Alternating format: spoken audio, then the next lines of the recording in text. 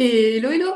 Bonsoir à toutes et à tous. Bienvenue dans cette masterclass donc dédiée aux prénoms, aux dates et notamment date de naissance. Mais vous allez voir qu'on va aller plus loin que la date de naissance et également dédiée à notre fratrie, à notre place dans la fratrie. Donc on va vraiment tout vous expliquer ces différents points qui sont en fait des points du transgénérationnel. Ça permet de comprendre où on se trouve et quelle est notre mission en fait par rapport à notre clan. Et finalement, cette mission va influencer nos choix tout au long de notre vie. Donc c'est ça qu'on va voir tout au long de la soirée et j'espère que ça va vous plaire. Alors, je remercie aussi toutes les personnes qui sont là, puisque Bonsoir vous chouchou, merci d'être étiez, là. puisque vous étiez plus de 3400 à vous être inscrits et inscrites. Alors, il y a beaucoup de femmes, hein. En général, il y a 99% de femmes, donc bienvenue aussi aux hommes. Évidemment. Les hommes sont aussi influencés par leur transgénérationnel. Et donc voilà, donc merci pour votre confiance, merci pour votre fidélité, pour celles qui ont l'habitude d'être avec nous, et bienvenue à celles qui nous découvrent, et on espère que vous allez aimer tout ce qu'on va vous partager. Avant d'aller plus loin, ce que j'aimerais dire, c'est finalement pourquoi c'est important pour nous aujourd'hui de vous parler du transgénérationnel. Moi, j'ai commencé le développement personnel il y a maintenant plus de 15 ans, j'avais à peu près 25 ans, j'avais eu un problème de santé. Et je voulais comprendre finalement la symbolique de mon problème, même de mes problèmes de santé, au-delà de qu'est-ce qui pouvait se passer au niveau de mon corps. Et puis, j'ai découvert donc le développement personnel, la spiritualité, qui m'ont aidé à faire énormément de pas. Et vers l'âge de 30 ans, je me suis rendu compte que, au travers du développement personnel et spirituel, je n'arrivais plus vraiment à avancer. J'arrivais plus à vraiment transformer ma vie. Il restait encore des points d'accroche qui me dérangeaient. J'arrivais pas à passer certains murs et je ne comprenais pas pourquoi. J'avais aussi beaucoup de répétitions. J'avais aussi beaucoup d'échecs que je ne comprenais pas malgré mon engagement dans le développement personnel. Donc c'est peut-être aussi votre cas, peut-être que vous avez cette impression de faire plein de choses sur vous, d'apprendre plein de choses, de mieux vous connaître, de vous sentir mieux dans votre peau. Et pourtant, dans votre vie, ça coince, il y a quelque chose qui ne fonctionne pas. Donc, ce qui s'est passé dans ma vie, c'est que j'ai découvert en fait le transgénérationnel. Ouais, ok, ça a peut-être un peu bugué. Ce que j'ai découvert, donc, c'est le transgénérationnel. Et grâce au transgénérationnel, j'ai pu comprendre quel était l'impact donc de mes aïeux, quel était l'impact de mon clan, quel était l'impact de mes ancêtres. Et quand je parle des ancêtres, on ne parle pas forcément des ancêtres du 15e siècle, mais déjà à 3, 4 générations au-dessus de moi. Quelles sont l'influence en fait de ces ancêtres, de leur choix de vie, de ce qu'ils ont vécu, comment ça pouvait impacter aujourd'hui ma vie. Et donc, c'est ça que je suis allée observer. Donc, maintenant, il y a 10, 12 ans, j'ai découvert en fait le transgénérationnel et j'ai trouvé ça extrêmement fort et ça m'a débloqué dans plein de domaines et dans plein de sujets de ma vie, que ce soit amoureux, que ce soit financier, que ce soit dans mes projets professionnels et mes projets de vie. Ouais. Voilà. Et d'ailleurs, Chouchou en fait partie. Je sais que c'est au travers de mon travail sur le transgénérationnel qui a permis en fait de laisser entrer Mathieu dans ma vie. Et donc Mathieu aujourd'hui est mon mari depuis quelques années maintenant, et on travaille. Voilà, et on travaille ensemble. Et donc aujourd'hui, Mathieu en fait va vous aider, va m'aider plutôt à prendre vos remarques, vos questions, Parce que vous êtes pour que ce nombreux soit plus fluide. Ah, et il y a et Monsieur Monsieur Peluche. Peluche est en train d'arriver. Voilà, Monsieur Peluche, C'est notre petit c'est notre chat. petit chat. Mais je crois je ne sais pas s'il va se montrer, s'il va aller sur le canapé. Ah, mais je sais ce qu'il cherche, parce qu'on est allé ramasser du thym il y a quelques jours, et ensuite j'ai fait sécher le thym sur la table, et j'ai enlevé le thym ce matin, et les chats en fait adorent le thym. Alors, Donc, donc Donc juste pour vous dire aussi, même si on est nombreux, n'hésitez pas à laisser vos commentaires, à laisser vos remarques, à laisser vos questions. On aime en fait que ce soit interactif.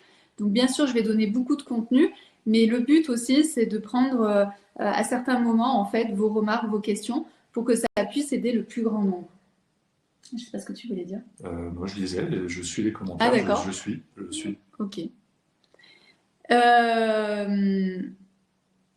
Pour commencer, Je vais déjà revenir sur le transgénérationnel. Qu'est-ce que c'est que le transgénérationnel? Comment le transgénérationnel peut peut influer en fait sur notre vie? Comment ça peut autant nous faire choisir certaines directions qui ne sont pas forcément bonnes pour nous? Notre transgénérationnel, donc comme je l'ai dit, c'est en fait l'histoire, l'énergie de certaines choses qui n'ont pas été réglées au-dessus de nous. Donc ça peut être au niveau de nos parents, de nos grands-parents, arrière-grands-parents et arrière-arrière-grands-parents. En général, nous, on va être plutôt influencés par nos grands-parents et nos arrière-arrière-grands-parents. Donc bien sûr, pour avoir l'histoire de nos arrière-arrière-grands-parents, c'est assez difficile. Donc c'est pour ça que c'est un peu plus facile d'avoir l'histoire de nos grands-parents. En sachant que, en général, sur les lignées, on va avoir des répétitions. Donc forcément, si votre mère l'a vécu, votre arrière-grand-mère maternelle, votre arrière-grand-mère maternelle l'a aussi sûrement vécu. Donc c'est aussi tout ça qu'on va chercher dans le transgénérationnel. Et ensuite, comment ça se fait que tout ça se transmet? Vos parents, vos arrière-grands-parents, en tout cas tous vos aïeux, ont pu vivre en fait des situations traumatiques.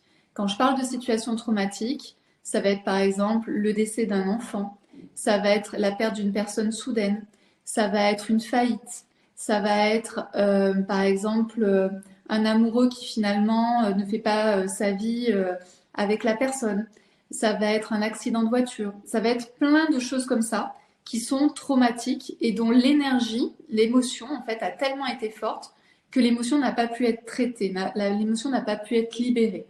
Et tant que cette émotion n'est pas libérée, elle se transmet de génération en génération et cette mémoire est plus ou moins visible sur certaines personnes.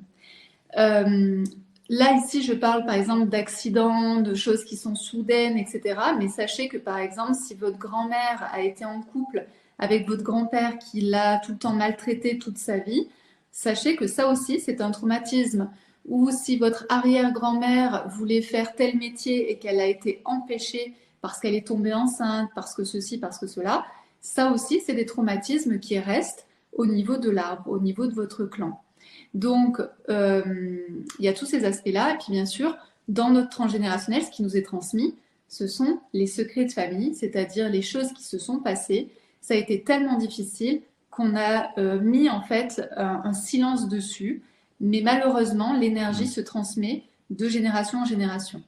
Donc avant, ça c'était de l'intuitif. En fait, on pouvait observer que ces différentes situations pouvaient se transmettre de génération en génération. Aujourd'hui, on est de plus en plus armé d'un point de vue scientifique. Il y a de plus en plus d'études qui sont faites. Et il y a deux études en fait qui sont les plus connues. C'est l'étude par exemple pour les personnes qui ont vécu la Shoah ou qui ont été dans les camps de concentration. Donc, ils ont étudié les grands-parents qui avaient été emmenés dans les camps de concentration, etc. Donc, qui ont subi un stress extrême. Et ensuite, ils se sont aperçus que les descendants, donc les enfants et les petits-enfants, étaient beaucoup plus stressés que la moyenne des personnes. Donc, on voit ici que le stress a tellement été intense que ce stress-là est ensuite transmis de génération en génération. On le voit exactement la même chose au niveau des rats, où en fait ils font des tests avec des rats où quand ils commencent à boire, après ils se prennent un coup d'électricité, etc. Donc on leur apprend ça. Et ensuite on s'aperçoit que sur les générations suivantes de bébés souris, eh bien le stress, alors qu'eux-mêmes n'ont pas vécu ce stress-là, eh bien les générations, donc les enfants des petites souris, les petits-enfants et arrière-petits-enfants des souris, vivent également en fait ce stress.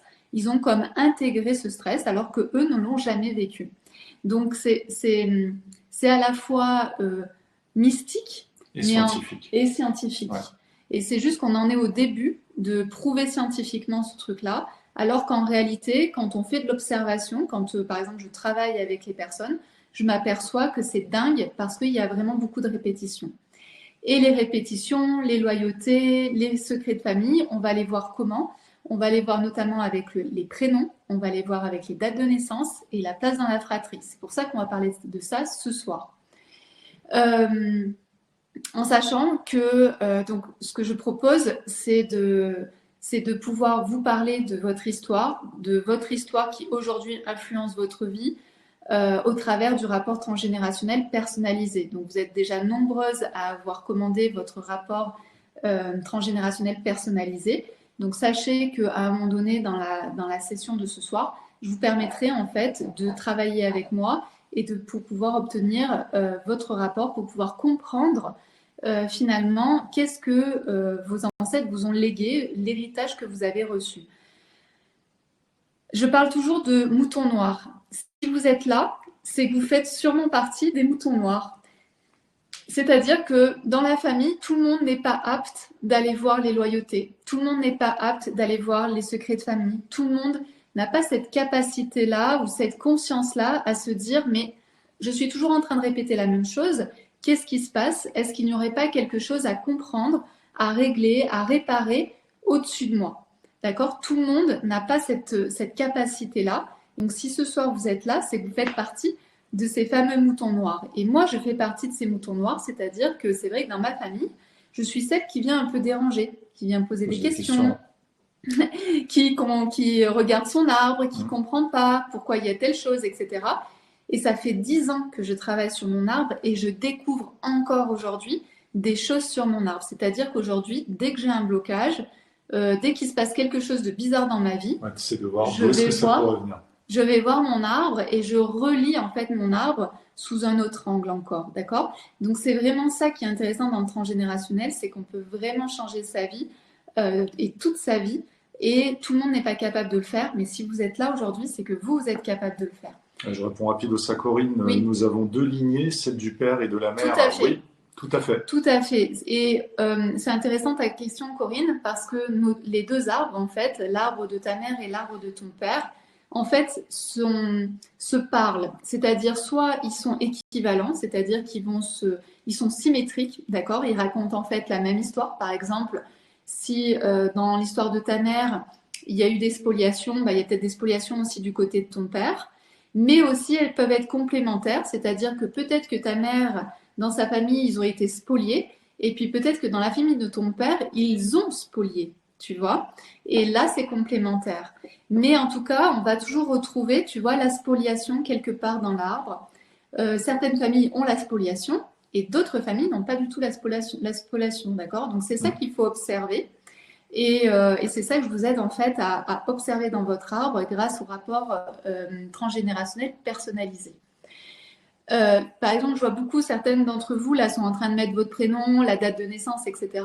Si vous voulez que j'étudie spécifiquement vos dates, vos prénoms, vos places dans la fratrie, c'est dans le rapport transgénérationnel personnalisé que je peux le faire. Je ne peux pas le faire ici, vous êtes hyper nombreuses à être présentes, comme je vous ai dit au tout début. La limite du système, 500 personnes. Voilà, donc je ne peux pas répondre à tout le monde, même si j'aimerais, mais je ne peux pas le faire.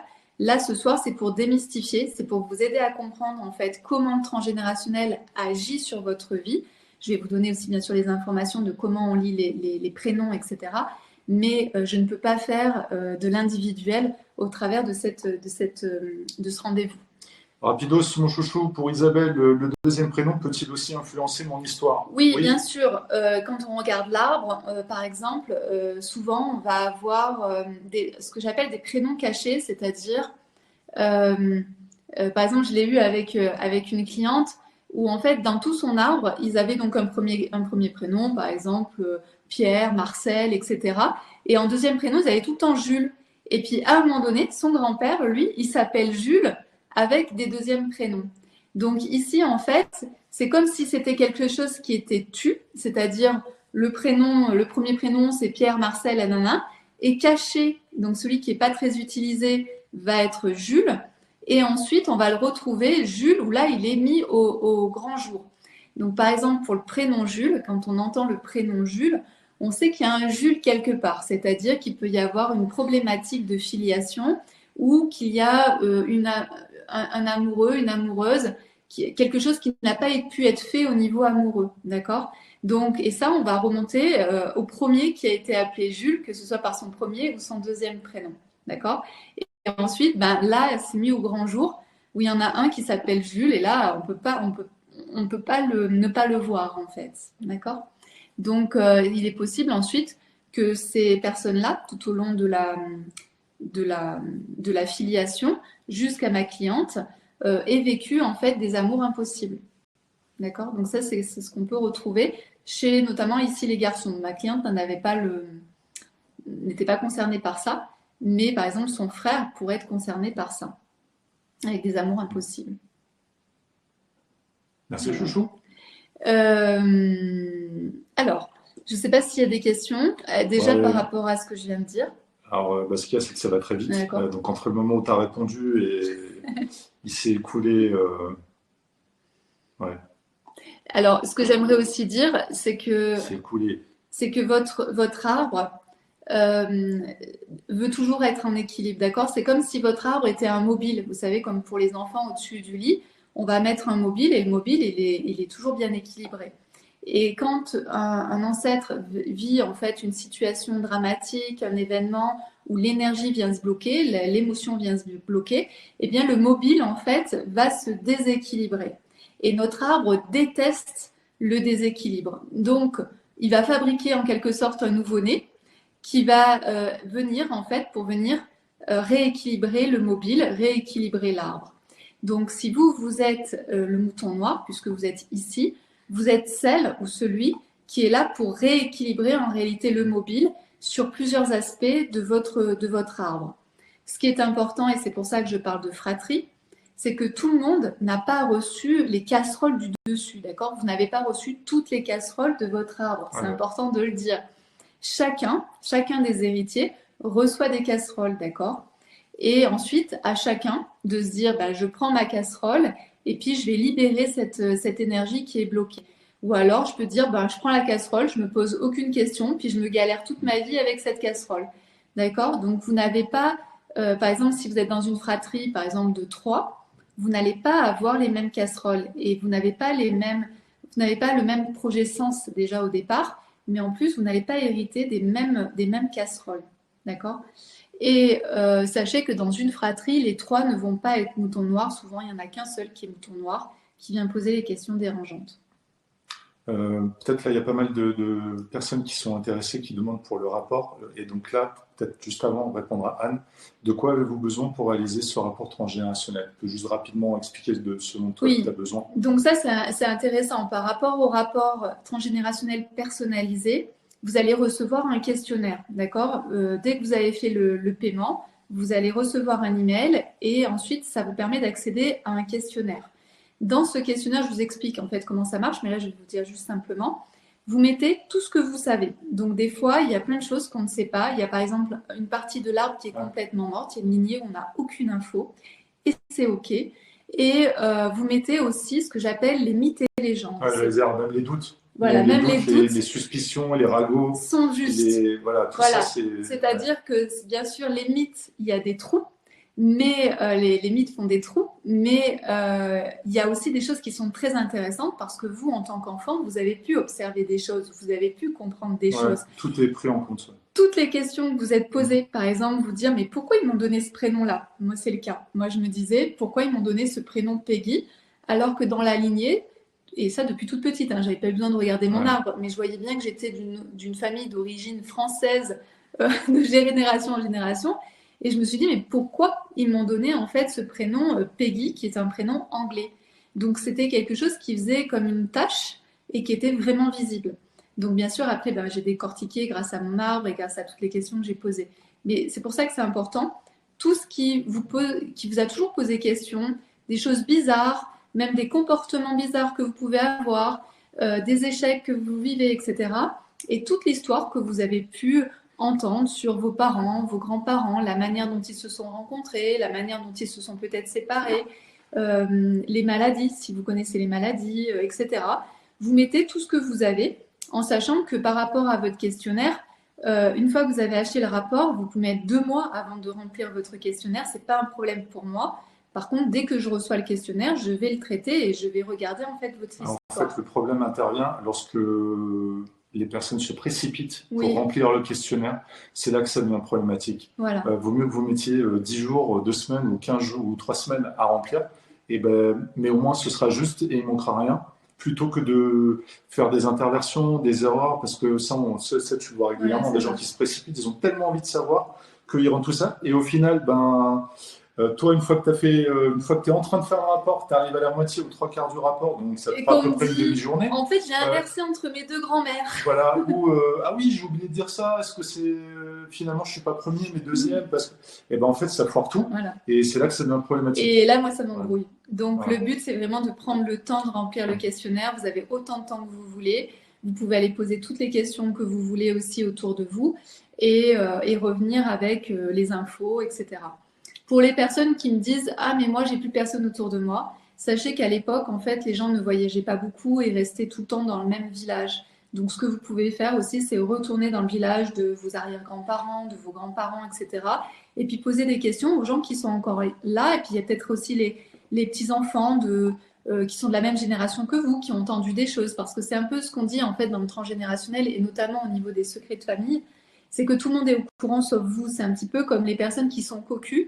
Tout le monde sait qu'ils sont cocus, Ouais. sauf la personne. Donc, vous, c'est exactement la même chose avec le secret de famille. Tout le monde le sait, sauf vous. Et donc, c'est pour ça que ça peut être aussi intéressant de retourner dans les petits villages où tout le monde se connaissait, où il y avait des mythes et légendes aussi, peut-être sur votre famille, etc.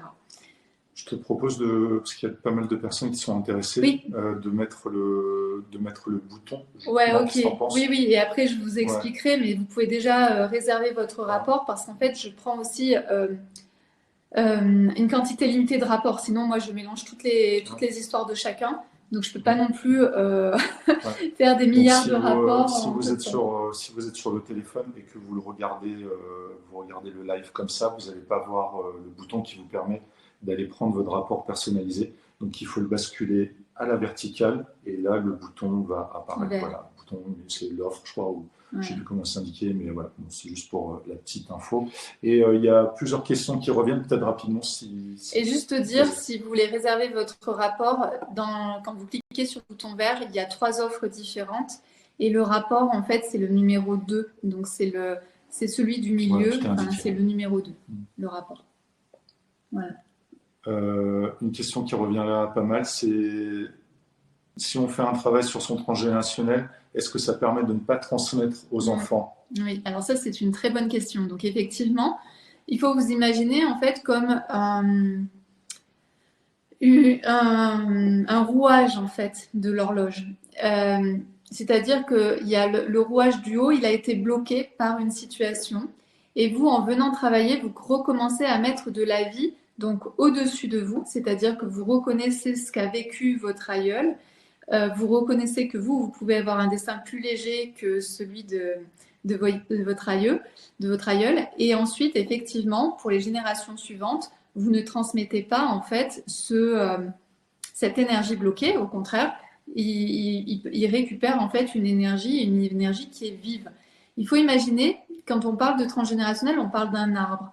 Donc sur votre arbre, vous avez plein de branches différentes. Et quand il s'est passé un accident, une situation compliquée, c'est comme s'il y avait un nœud sur l'arbre. Et quand vous venez travailler en fait sur cette branche pour enlever le nœud, parce que quand il y a un nœud, la sève ne monte plus. C'est plus possible en fait pour cette branche-là de recevoir l'énergie.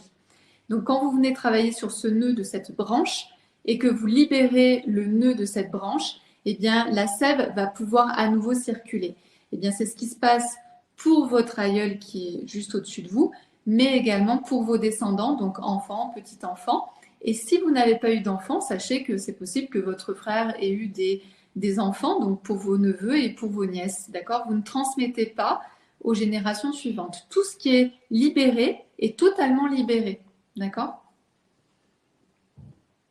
Ouais, je vois les différents types de commentaires. Par exemple, Sandrine, est-ce que le transgénérationnel peut avoir un lien avec le fait de rencontrer toujours le même type de personne? Ah ben oui, oui, tout à fait.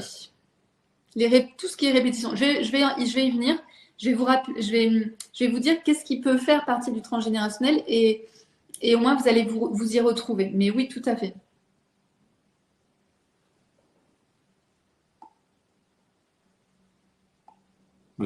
Je vois par exemple Vanessa qui dit mon deuxième prénom est celui de ma marraine. Oui, c'est quelque chose en fait qu'on fait très régulièrement. Soit ça peut être les prénoms des grands-mères. Donc là, vous êtes lié à vos grands-mères et le deuxième prénom de la marraine, vous êtes lié à l'histoire de la marraine. Donc effectivement, après, il faut aller chercher aussi les histoires de la marraine. Ok, j'y vais, je continue. C'est pas la patoine. Non, mais je sais pas. Donc, alors, je vais vous parler en fait, qu'est-ce qui peut venir du transgénérationnel. Donc, je vais vous donner des exemples et vous allez sûrement vous reconnaître, d'accord? Donc, à chaque fois que vous vous reconnaissez, sachez que c'est intéressant de se poser la question par rapport à votre transgénérationnel et qu'est-ce que vous avez hérité de vos ancêtres et de votre clan. Donc, en général, après, je vais vous donner vraiment plein d'exemples, hein, mais en général, vous pouvez avoir une impression de blocage, donc dans votre vie, des schémas qui se répètent, des choix invisibles. Donc, les choix invisibles, on va en parler, je vais vous dire en fait à quoi ça correspond. Des sensations que vous n'êtes pas vraiment vous-même ou que vous ne vivez pas des émotions qui vous appartiennent. Moi, c'était mon cas. Par exemple, je ressentais beaucoup de tristesse et j'avais cette impression que cette tristesse, elle n'était pas liée à moi, elle ne m'appartenait pas. C'était une sensation bizarre, c'est compliqué d'expliquer, mais je suis sûre que si vous êtes là, vous êtes nombreux à ressentir des émotions, par exemple de la culpabilité, de la tristesse, de la jalousie, des choses comme ça, comme si ça ne vous appartenait pas. Moi, c'était la tristesse. Et donc, en travaillant sur mon arbre, en travaillant sur mon transgénérationnel, je me suis aperçue que cette tristesse, en fait, elle ne m'appartenait pas, mais elle appartenait à ma grand-mère maternelle. Donc, quand j'ai compris ça, j'ai pu en fait me libérer de cette émotion qui ne m'appartenait pas, de remercier, de reconnaître en fait les événements de ma grand-mère, et puis de revenir en fait à moi. Et à partir du moment où j'ai fait ce travail-là, je n'ai plus ressenti de tristesse qui ne m'appartenait pas. Aujourd'hui, quand je suis triste, je sais que c'est réellement ma tristesse à moi. Et également, vous pouvez avoir voilà, et donc l'impression de vivre des émotions qui ne vous appartiennent pas. Donc là, on va partir sur les schémas et sur les schémas qui se répètent. Donc ça, vous allez voir, parce qu'en réalité, quand je vais commencer à vous parler de ça, même si aujourd'hui vous n'avez pas conscience que vous faites des répétitions, vous allez me dire, mais c'est vrai, en fait, j'ai plein de répétitions partout. Donc, là où vous pouvez voir que vous faites des répétitions, c'est que même quand vous vous dites « Ah, la prochaine fois, je vais faire attention, la prochaine fois, je vais faire différemment », et bing, la prochaine fois, vous choisissez par exemple le même type d'homme. Vous retombez en fait sur le même type d'homme. Mais vous pouvez aussi, par exemple, refaire le même type de rencontre, c'est-à-dire les débuts d'histoire d'amour vont toujours se passer de la même manière, ou alors les fins d'histoire d'amour vont toujours se passer de la même manière, ou alors vous allez toujours tomber sur des pervers narcissiques, vous ne comprenez pas pourquoi, ou vous tombez toujours sur des hommes qui sont indisponibles, qui ne sont pas là pour vous. Alors quand je dis indisponibles, ça peut être des hommes qui sont déjà mariés, des hommes qui sont pris par leur travail, des hommes qui sont pris par leurs enfants, mais en tout cas, ils ne sont pas disponibles pour la relation amoureuse. Donc ça, ce sont des schémas répétitifs. À chaque fois que vous vous dites « purée, c'est bon, j'en ai marre, et la prochaine fois, ça sera différent, et puis que la prochaine fois, c'est exactement la même chose, ou plus ou moins la même chose », sachez que ça peut venir en fait de votre transgénérationnel. C'est-à-dire que il est probable que votre mère, votre grand-mère, votre arrière-grand-mère ait vécu en fait des schémas similaires. Et c'est ça qu'on va aller chercher, c'est l'histoire de la répétition. C'est aussi possible quand on est dans des histoires de répétition qu'à chaque fois que vous faites quelque chose et à chaque fois vous revenez au point de départ. Donc, par exemple, vous décidez d'aller vers une nouvelle branche, par exemple, vous décidez de changer de métier ou de changer de poste. Vous changez de poste, vous êtes contente, etc. Et puis, bing, vous allez tomber à chaque fois sur un chef qui ne va pas vous aimer, qui va vous saquer, ou vous n'allez pas pouvoir avoir d'augmentation, etc., etc. Et donc, vous revenez dans le même état émotionnel, bing, au point de départ. Donc ici aussi, ce sont des répétitions. C'est-à-dire qu'à chaque fois que vous avez l'impression d'avancer, à un moment donné, vous revenez, vous avez la sensation de revenir au point de départ. Donc ça, c'est quelque chose à aller chercher dans le transgénérationnel. Bien sûr aussi, ce que vous pouvez vous dire, c'est « Ah, je pensais avoir dépassé ça ». Et en fait, le dépasser ça, en fait, revient à nouveau et ça revient encore et encore. Donc là, on est vraiment dans des schémas répétitifs. Donc, qui est dans des schémas répétitifs, que ce soit au niveau amoureux, que ce soit au niveau de vos projets professionnels, de votre travail. Ça peut être aussi au niveau des amis. Par exemple, vous avez toujours l'impression, ah ça y est, vous avez rencontré votre grand ami, et puis au final, bing, un an après, vous êtes trahi pour une certaine question, pour certaines choses, et donc vous revenez au point de départ. Dites-moi un petit peu, en fait, si vous avez cette impression d'être dans cette répétition et de ne pas savoir comment faire pour sortir de cette répétition. Parce que à un moment donné, on se sent vraiment démuni. On se dit, OK, j'ai compris que j'étais en répétition, j'ai compris que ça, c'était pas bon pour moi.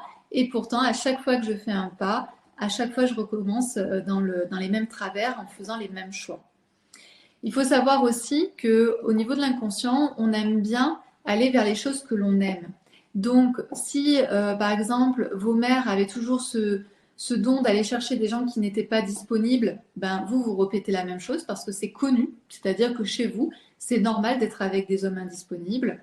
Et pourquoi ça vient, pourquoi ces hommes sont indisponibles? Ça, en France, on a été beaucoup touchés, notamment avec la Première Guerre mondiale, où souvent il y avait des couples, par exemple des jeunes couples de 20-25 ans, qui s'aimaient. Et l'homme était appelé à partir à la guerre. Et lors de la Première Guerre, il y a eu quand même beaucoup de morts, de blessés, etc.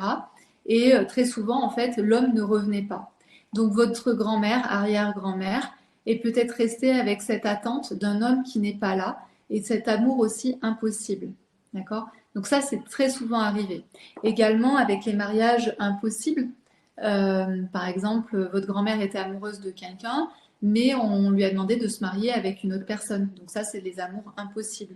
Donc vous répétez peut-être ces amours impossibles depuis 20 ans, 30 ans, 40 ans, et vous ne comprenez pas pourquoi, mais tout simplement parce que c'est peut-être une histoire de votre grand-mère, arrière-grand-mère, et vraiment, dites-vous que tout ce qui a été guerre, donc nous on en a quand même vécu deux très rapprochés, ont vraiment une influence en fait sur nos choix et ont été finalement émotionnellement terribles en fait pour nos grands-parents, arrière-grands-parents en fonction de la génération où vous êtes.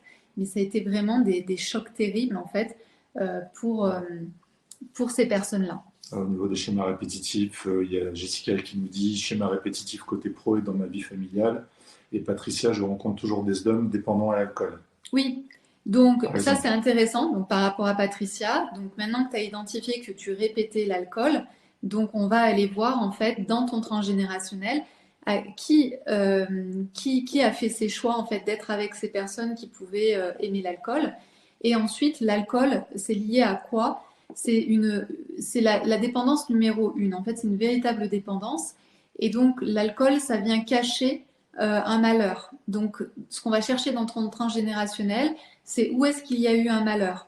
Donc, ça peut être vraiment un enfant mort jeune, ça peut être un terrible accident. En tout cas, il y a quelque chose de très fort qui s'est passé au niveau de ta lignée et qui a fait que derrière, l'alcool en fait est rentré dans l'arbre, d'accord? Et donc c'est ça qu'il faut venir reconnaître, c'est cet accident, c'est cette perte violente qui a été créée. Et notamment, bah, par exemple, ça peut être aussi la guerre, hein. Il faut savoir que la guerre, euh, les, les hommes qui sont revenus de la guerre ont vu tellement de choses terribles que pour oublier, pour ne pas être hanté, hein, parce qu'à l'époque, il n'y avait pas de psy, il n'y avait pas de médicaments, il n'y avait rien de tout ça, eh bien, on buvait. D'accord? Donc ça, c'est hyper intéressant, l'alcool, parce que c'est une grosse addiction, mais surtout, c'est un gros marqueur qu'il y a eu, en fait, un terrible accident quelque part. Il y a eu quelque chose de terrible, en fait.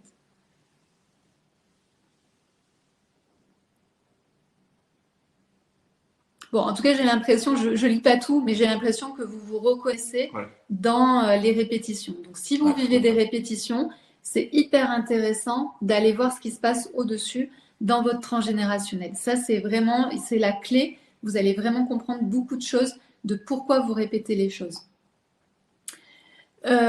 Ensuite, ce que l'on peut retrouver dans le transgénérationnel, quand on est influencé par notre transgénérationnel, c'est tout ce qui est blocage et stagnation. D'accord? Donc, par exemple, c'est vraiment cette impression que vous avez un mur devant vous. Donc, vous avez beau faire plein de choses, essayer plein de choses, faire différemment, etc. Vous avez vraiment comme une force de je suis empêché. Donc, c'est comme si derrière votre. Là, c'est comme si j'étais attachée à mon t-shirt. J'essaie d'avancer, mais en fait, c'est comme si j'étais attachée par ce qui se passe derrière. Et donc, tout ce que je veux faire vers l'avant, bah, c'est soit c'est très difficile, hein, je suis obligée de mettre beaucoup, beaucoup d'énergie pour avancer, ou alors c'est je suis libre, j'ai rien qui m'attache derrière. Par contre, en face de moi, j'ai comme un grand mur qui est impossible en fait, c'est comme une barrière, je suis incapable de passer au-dessus ou sur le côté de ce mur invisible. Et aussi, ce mur, en fait, vous empêche, en fait, ça crée une déconnexion entre la vie que vous aimeriez avoir, c'est-à-dire que vous, dans votre esprit, vous êtes très clair. Par exemple, ben moi, ce que j'aimerais, c'est être avec un homme qui est présent, qui m'aime, qui est fidèle, etc. Donc, vous êtes très clair mentalement sur ce que vous voulez, sauf qu'à chaque fois que vous faites des choix, vous allez vous sentir bloqué parce que vous allez tomber. Vous ne pouvez pas construire une véritable relation comme vous aimeriez parce qu'à chaque fois, vous tombez sur des hommes qui sont infidèles, les hommes qui sont pas là, des hommes qui veulent pas vraiment s'engager, etc. Et donc là, vous avez l'impression d'avoir cette différence entre ce que vous voyez et puis finalement, vous êtes face à un mur parce qu'à chaque fois, c'est des hommes indisponibles ou des hommes infidèles que vous avez en face de vous. Donc, vous vous dites, mais c'est impossible. Donc, quand vous voyez des couples heureux, etc., vous vous dites, mais c'est pas possible parce que moi, j'ai essayé plein de fois et c'est pas possible en réalité, ça. Donc, c'est vraiment cette sensation qu'il y a cette différence entre ce que vous voulez vraiment, mentalement, et puis ce que votre inconscient et donc votre transgénérationnel vous fait faire. Peut-être rapidos, c'est Oui. une question, Oui. question super intéressante Oui. et qu'on a vécue hier matin. Ouais. Amélie, de comprendre, ça suffit à dénouer le nœud, point d'interrogation. C'est un début. Parce Alors, que c'est- hier matin, ouais. tu vois, tu as capté un truc. Ouais. Qu'est-ce que ça a provoqué en fait chez toi? Du soulagement, une sorte de de entre guillemets, légèreté. de fatigue un peu, Ah oui. mais un soulagement. Oui. Et c'est voilà, c'est Ok. pour ça que je rebondis, parce qu'on l'a vécu hier matin. Qui a posé cette question? Amélie. Amélie. Ok, merci Amélie pour la question. Super. Donc, effectivement, donc il y a deux choses en fait dans le transgénérationnel.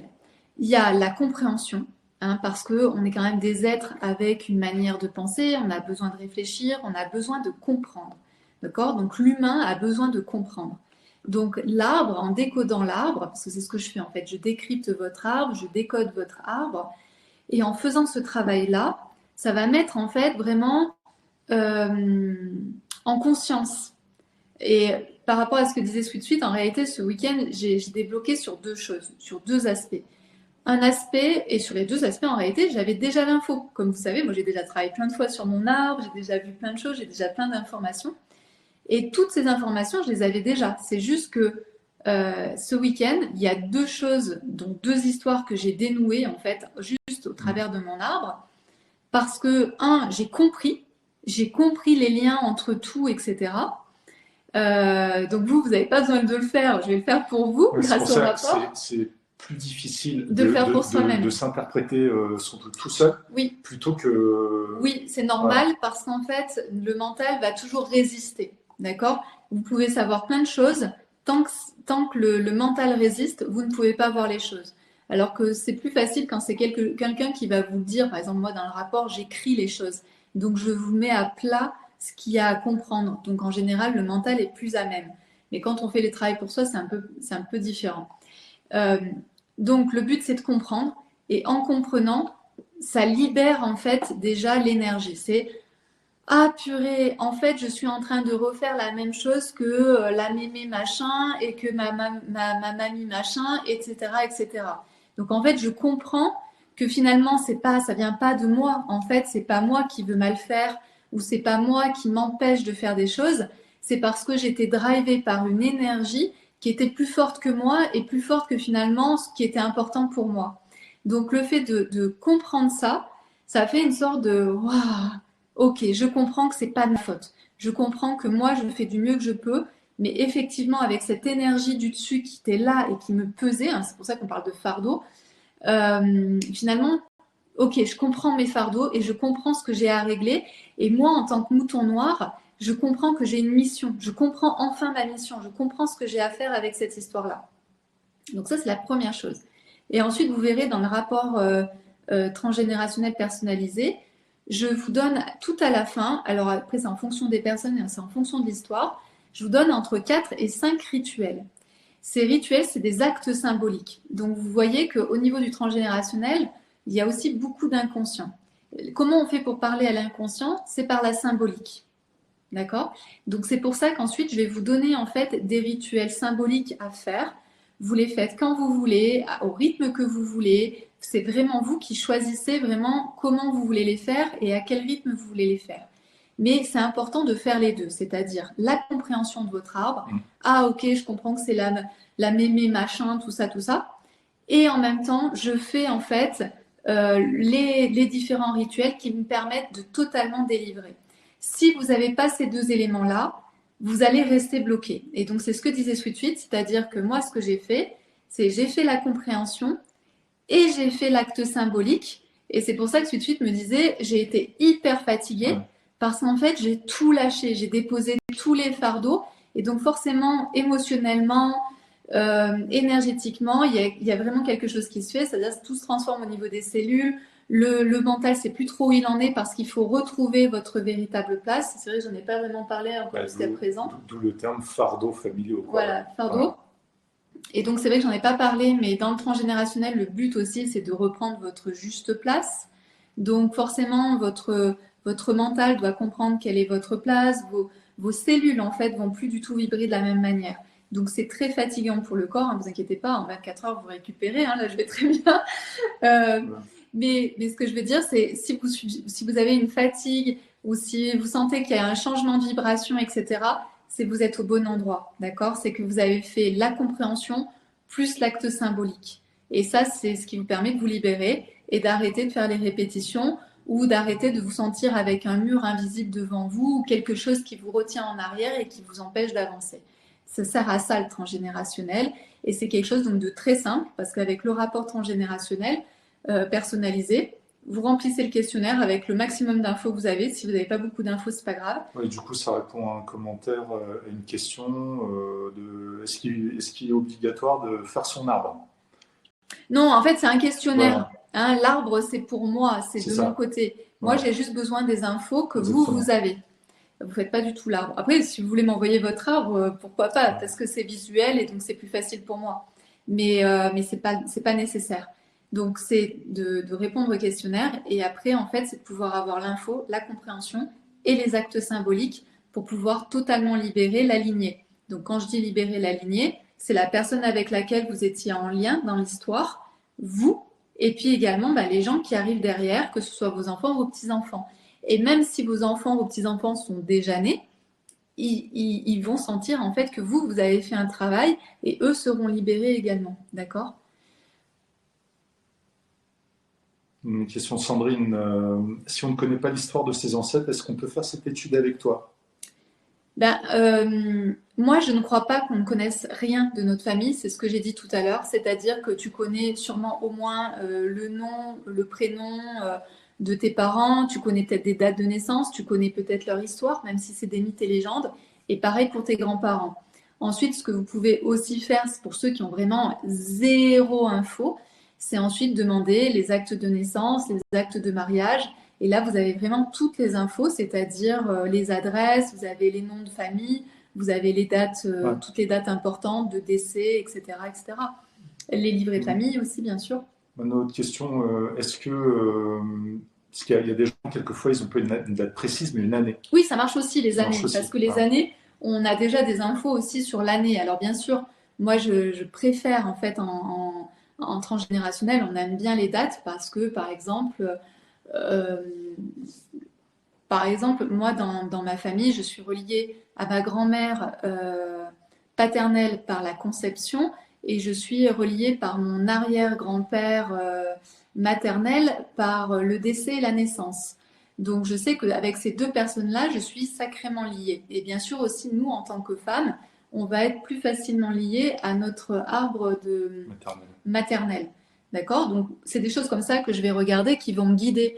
Mais si j'ai pas, je peux aussi le retrouver en fait avec les prénoms. Il y a plein de choses en fait qui nous guident. C'est pour ça que je parlais là, ce qu'on va parler là ce soir, c'est des prénoms, des dates. Et les dates, c'est vraiment très intéressant à étudier. Et la place dans la fratrie qui est aussi très intéressante à étudier. Une autre, est-ce que...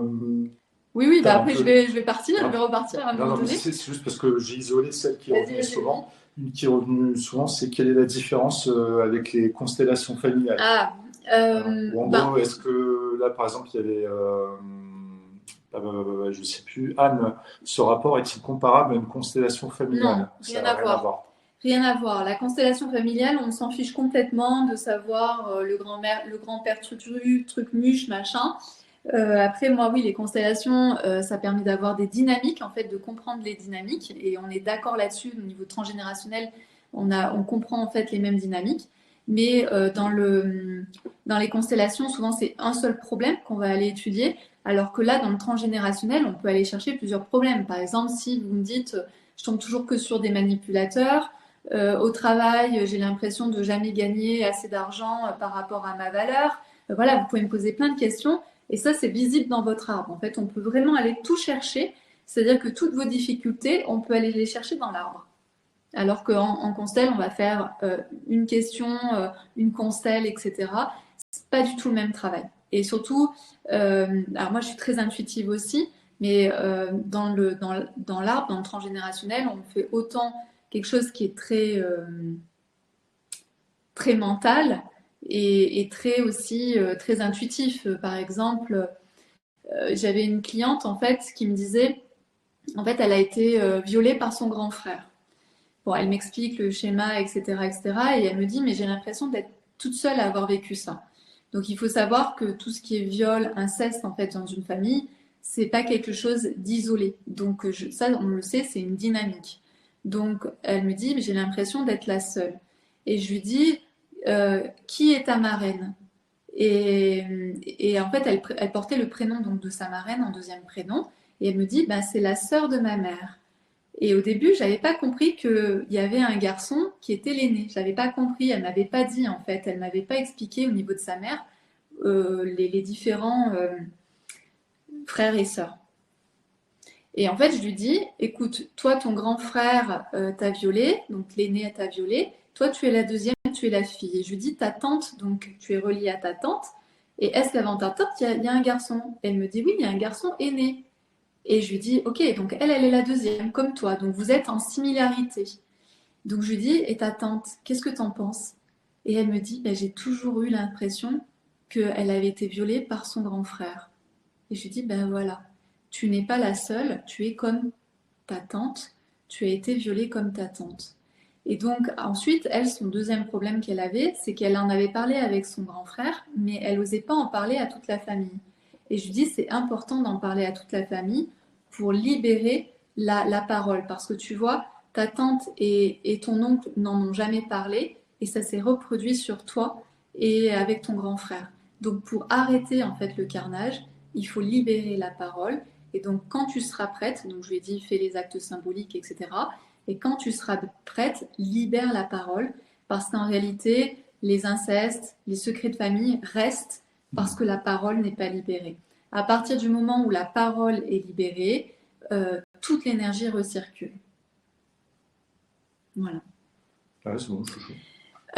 Donc, on a vu, il y a les répétitions. Donc, on sait qu'il y a du transgénérationnel quand il y a des répétitions. On sait qu'il y a du transgénérationnel quand on a une impression d'être bloqué, d'être stagné, d'être ralenti, d'être tiré par l'arrière. Donc ça, ici, on sait que c'est du transgénérationnel. Également, on sait qu'il y a du transgénérationnel quand on va avoir un conflit intérieur, quand on va pas se sentir vraiment soi. Donc, par exemple, si vous avez l'impression d'être à côté de votre vie, vous savez, il y a des gens qui vont toujours me dire, mais moi j'ai l'impression d'être à côté de mes pompes, c'est-à-dire que ce que vit ma copine, c'est ça que moi je veux vivre, ou moi j'ai l'impression de toujours faire les mauvais choix pour moi. Est-ce que ça vous arrive ça? De faire les mauvais choix pour vous, de vous dire, ah moi j'aimerais bien ça, puis il y a une super opportunité qui se présente devant vous, ben non, vous n'allez pas la choisir, et vous allez choisir autre chose qui vous met à côté de vos pompes. Après, ça va être aussi de faire en fait ce que tout le monde vous a prévu de faire que vous fassiez. Donc là, ça va être plutôt des injonctions. C'est-à-dire que vous, depuis toujours, vous avez voulu être, je ne sais pas, artiste, et puis en réalité, vous êtes expert comptable.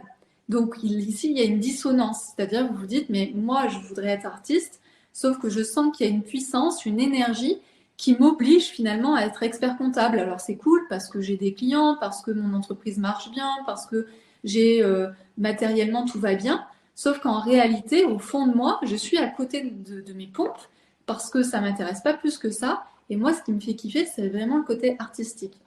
Et notamment, j'ai eu aussi dernièrement une cliente qui me dit, mais Peggy, je veux comprendre, je ne sais pas pourquoi je fais ce métier.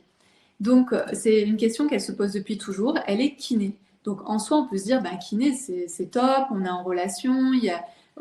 Donc, moi, je lui dis, bah, qu'est-ce qui te déplaît dans ce métier, etc.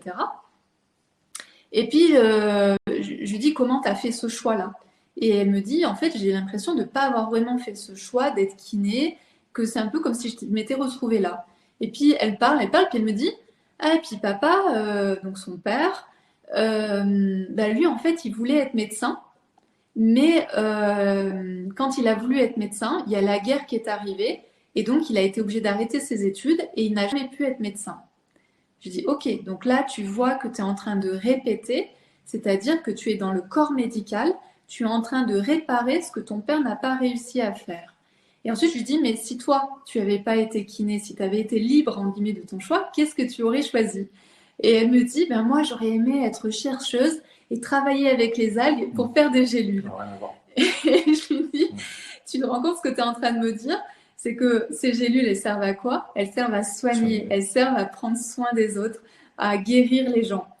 Donc je lui dis, tu vois que quoi qu'il arrive, peu importe en fait, tu étais destiné, tu étais prédestiné à finalement prendre soin des autres, à soigner les autres. Donc je lui dis, maintenant on peut remonter un cran au-dessus, c'est-à-dire que, ok, ton père, il a voulu être médecin, mais au-dessus, il n'y a personne qui était médecin. Donc je lui dis, comment ça se fait qu'au-dessus, il n'y a personne qui était médecin?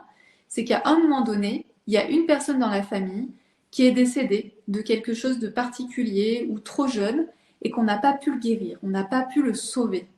Donc, je lui dis, est-ce qu'il y a quelqu'un qui est mort subitement d'une maladie au-dessus, au-dessus de ton père ou au niveau de ton père?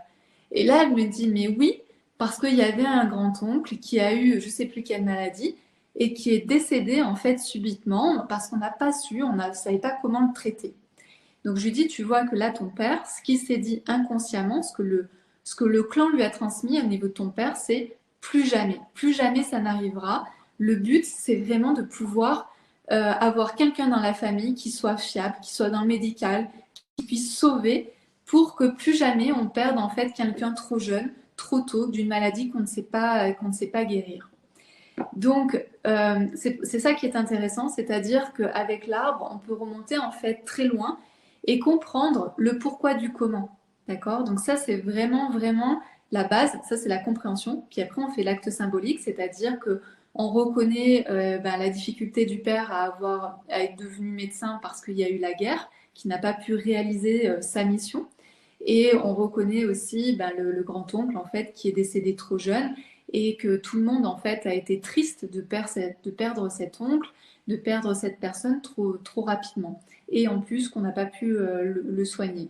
Et que donc elle, elle se libère en fait de ça, du fait de soigner en fait la personne.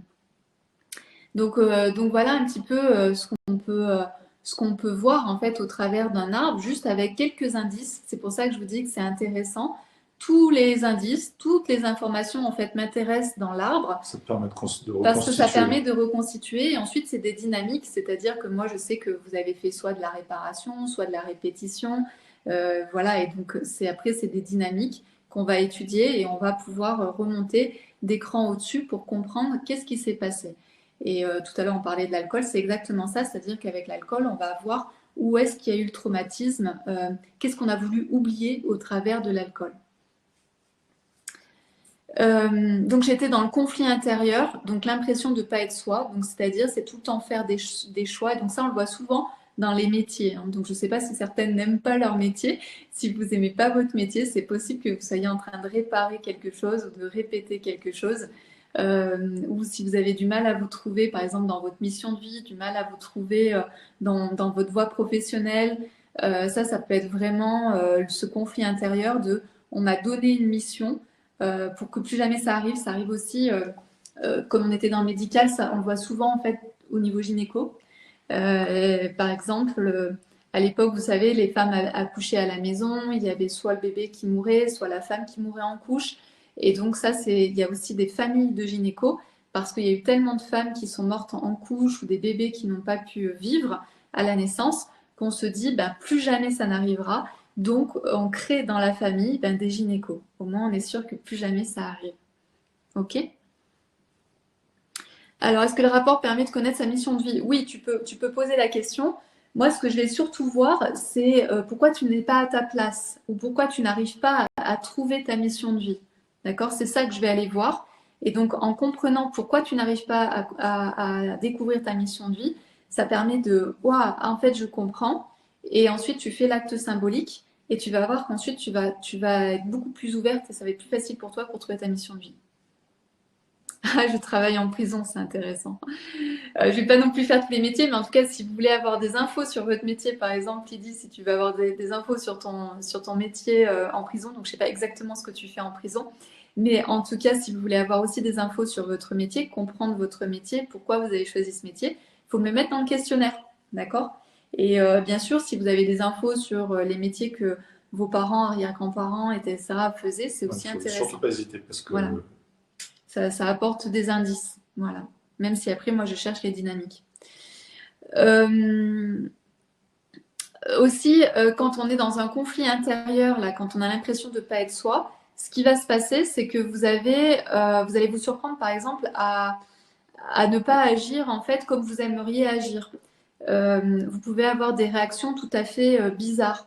Donc moi, je vais raconter, par exemple, là ici mon histoire. Je comprenais pas quand j'étais à l'époque, j'étais à Paris, j'étais dans le métro, et dans le métro, ben il y avait souvent des petits bébés en fait métis et des garçons métis.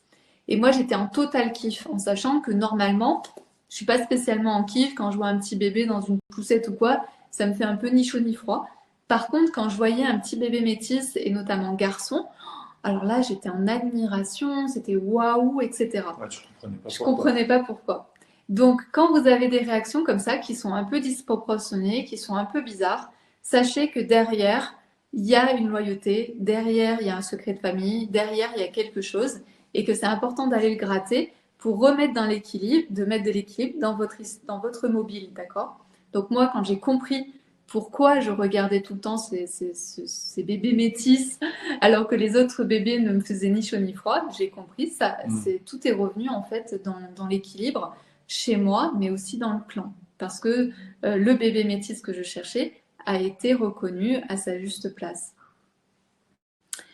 Également, ce que vous pouvez vivre, donc je ne sais pas si certaines vivent des conflits comme ça intérieurs, c'est-à-dire que d'avoir l'impression d'être à côté de votre vie, de ne pas faire ce que vous voudriez vraiment, ou de faire des actions, des comportements qui peuvent être un peu bizarres ou un peu extrêmes. Hein, quand on a des comportements extrêmes, donc par exemple, si vous êtes tout le temps jalouse, quand vous êtes avec un homme et vous êtes tout le temps jalouse, il y a du transgénérationnel. Et ça va être très intéressant et très croustillant ce qu'on va découvrir. Mais voilà, c'est dès que vous avez des comportements extrêmes, sachez que c'est du transgénérationnel. Alors, qui est dans un conflit intérieur, qui a l'impression de ne pas être soi-même, de ne pas se trouver? Florence, plein de conflits intérieurs. Ouais, voilà. Donc là, il y a du transgénérationnel, forcément. Tu réponds à des choses qui ne t'appartiennent pas. C'est pour ça que tu as ce conflit intérieur. Donc maintenant, avec le transgénérationnel, il faut voir à quoi tu réponds. D'accord? Nathalie, moi, Isabelle, souvent l'impression de ne pas être à ma place. Oui, je vais en parler après. Véronique, moi. Nathalie, moi. Merci Isabelle. Vraiment intéressant, très très intéressant ce que vous dites. Peggy, Madame Chouchou, ouais, notre experte transgénérationnelle. Super, si vous commencez à comprendre plein de choses et à voir où est-ce que votre transgénérationnel vous empêche de vivre la vie que vous voulez, vous avez déjà gagné quelque chose ce soir. Isabelle, moi, c'est la jalousie. Ouais, voilà. Donc jalousie extrême, transgénérationnelle, et là, je suis sûre qu'il y a plein d'histoires. Famille, moi-même, je n'arrive pas à me trouver. Ouais. Mais oui, parce qu'il doit y avoir tellement d'injonctions, on attend tellement de choses de toi que tu sais plus vraiment ce que toi tu dois faire. Donc il faut vraiment aller voir. Il doit y avoir plein d'endroits, je ne sais pas où tu vas aller chercher, il doit y avoir plein d'endroits où on te demande d'être X, Y, Z, alors que toi tu voudrais juste être A. Corinne, étourdissement égale conflit intérieur. Je ne sais pas ce que ça veut dire, étourdissement. Peut-être le fait d'être étourdi. Je sais pas. AP, on me dit que je suis très jalouse. Oui, voilà, donc là, il y a un truc. Nathalie, conflit avec ma mère. Oui, donc bien sûr, hein, tous les conflits avec la mère, avec les sœurs, oui, donc ça, c'est du transgénérationnel à 99%. Lydia, le surpoids. Oui, exactement, le surpoids. Donc d'ailleurs, bah, par exemple, je peux raconter une histoire. J'avais une cliente en fait où elle me disait Peggy, je comprends pas, je fais que de prendre du poids, du poids depuis quelques années et je comprends pas. Et surtout, c'était à partir d'un certain moment, d'accord, à partir d'un certain âge, c'était très précis, c'est-à-dire que jusqu'à un certain âge, tout allait bien. Et à partir d'un certain âge, elle me disait purée, je comprends pas, je mange pas plus qu'avant, je fais pas moins de sport qu'avant. Et pourtant, je prends du poids, et tous les ans, c'est de pire en pire. Donc elle me disait, il faut absolument que je trouve la raison parce que je ne peux pas continuer comme ça. Donc, on commence à discuter et souvent le poids, je vais chercher, donc je te donne l'info, je vais chercher du côté maternel, d'accord? On dit que le poids, c'est maman. Donc, c'est pas tout le temps le cas, mais très souvent, dans 80-90% des cas, c'est maman. Donc, on retourne sur la lignée maternelle et on voit ce qui se passe. Donc, je lui dis, ben, parle-moi un petit peu de ton histoire de famille, de ta maman, etc. Et là, elle me dit, bah, ma mère, elle a commencé, ma mère, elle me dit, effectivement, ma mère, elle est en obésité morbide. Je lui dis, d'accord, et ta mère, elle a commencé vraiment à prendre du poids à partir de quel âge? Donc, on a commencé à voir que c'était à peu près le même âge qu'elle. Et je lui dis, et ensuite, ok, donc ensuite, d'année en année, elle a continué à grossir jusqu'à arriver vraiment à un poids morbide. Elle me dit, oui, c'est exactement ça. Je lui dis, ok, et qu'est-ce qui se passe au niveau de ta grand-mère maternelle? On en est où? Et là, elle me dit, ben, en fait, je suis en train de penser que ma grand-mère maternelle, c'était pareil. Elle était en obésité morbide, elle mangeait, elle grossissait, etc. Et elle me dit, je suis vraiment en train de prendre la même direction que ma mère et que ma grand-mère maternelle, et j'ai pas envie du tout de ça. Je lui dis, d'accord. Et je lui dis, et au-dessus, qu'est-ce qui s'est passé? Est-ce que tu as des infos, en fait, sur ton arrière-grand-mère maternelle? Et là, elle me dit, ben, je sais pas trop. Je lui dis, ok, ce serait bien un petit peu que tu enquêtes et que tu ailles voir un petit peu ce qui se passe là-haut. Et donc, elle était issue en fait d'un village, etc. Et donc, elle retourne dans le village, elle commence à interviewer un peu des gens à droite, à gauche. Et en fait, ce qu'elle comprend, c'est que la mère de sa grand-mère est morte très jeune dans un accident de voiture juste devant en fait la maison où ils habitaient. C'est-à-dire que l'accident s'est produit juste devant la maison où sa grand-mère habitait. Donc, son arrière-grand-mère est morte devant la maison d'un accident de voiture. Donc là, on retrouve l'accident soudain quand la grand-mère était petite, avec une grand-mère qui était jeune, et d'un accident de voiture, donc c'était quand même spécifique à l'époque. Et donc le deuil n'a pas pu se faire, d'accord? Il y a l'énergie qui est restée bloquée. Et pour se souvenir en fait de cet accident terrible, eh bien on prenait du poids au même âge où la grand-mère était décédée. D'accord? Donc la grand-mère a commencé à prendre du poids au même âge que la mort de sa mère, etc., etc., etc. Et là, à partir du moment où ma cliente en fait a compris ça, qu'on a fait l'acte symbolique pour apaiser tout le système, elle m'envoie un message, mais je ne sais pas, 3 semaines après, un mois après, elle me dit Peggy, je suis en train de perdre du poids, je ne sais pas comment ça se fait, je perds du poids. Je lui dis c'est normal, vu que tu as tout déposé, que tu as fait la paix avec cet accident terrible qui s'est passé. Parce qu'en réalité, le poids, qu'est-ce que ça fait? C'est le poids, l'obésité morbide. Hein, on dit bien obésité morbide. Donc là, on était fidèle en fait à l'arrière-grand-mère qui était morte jeune. Et donc, à partir de ce moment-là, eh bien, toutes les femmes de la génération voulaient mourir.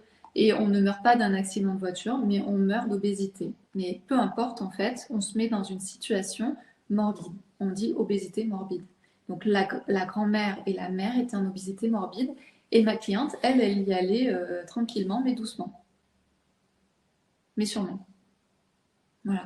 D'accord? Donc le poids, si vous avez fait plein de choses par rapport à votre poids, qu'il n'y a pas de dérèglement de la thyroïde, qu'il n'y a pas de choses en fait spécifiques, que physiquement vous n'arrivez pas à comprendre ce qui se passe, c'est qu'il y a quelque chose au niveau émotionnel, énergétique et transgénérationnel qui est bloqué quelque part. Ouais, donc en gros, j'ai refait tous les commentaires là. Ouais. C'est question de place et le poids. Ouais. Bah là, j'y arrive justement, question de poids. Alors oui, je vois les maladies peuvent être transgénérationnelles, tout à fait. En fait, dans une famille, on va tous avoir des problèmes de digestion, par exemple, donc il y a quelque chose qui n'est pas digéré. Ouais. On va avoir des problèmes, par exemple, d'arthrose, donc ça veut dire on ne peut pas bouger, donc qui n'a pas pu bouger comme il La voulait. gorge. La gorge avec, par exemple, la thyroïde, c'est-à-dire je ne peux pas, je ne peux pas parler, je ne peux pas m'exprimer comme j'aimerais. Voilà, donc tous les organes, en fait, ont une symbolique, ont une fonction. Et effectivement, quand on s'aperçoit que dans un clan, il y a toujours le même type de maladie, il faut se poser la question de à quoi sert la maladie.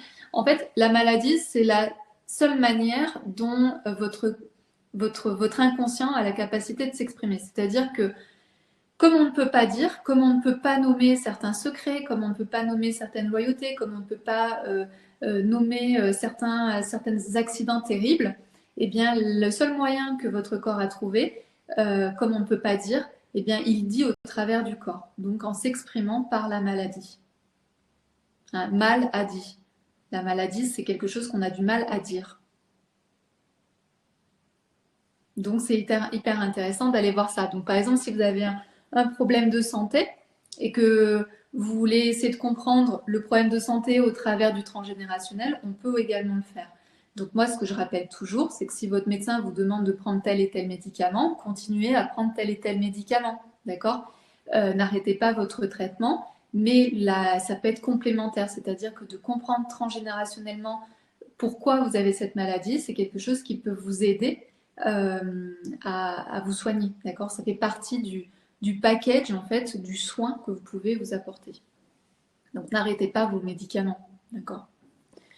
Donc, trouver sa place. Ouais. Rapidos, question d'AP. Comment savoir quel geste symbolique faut-il faire pour s'en libérer?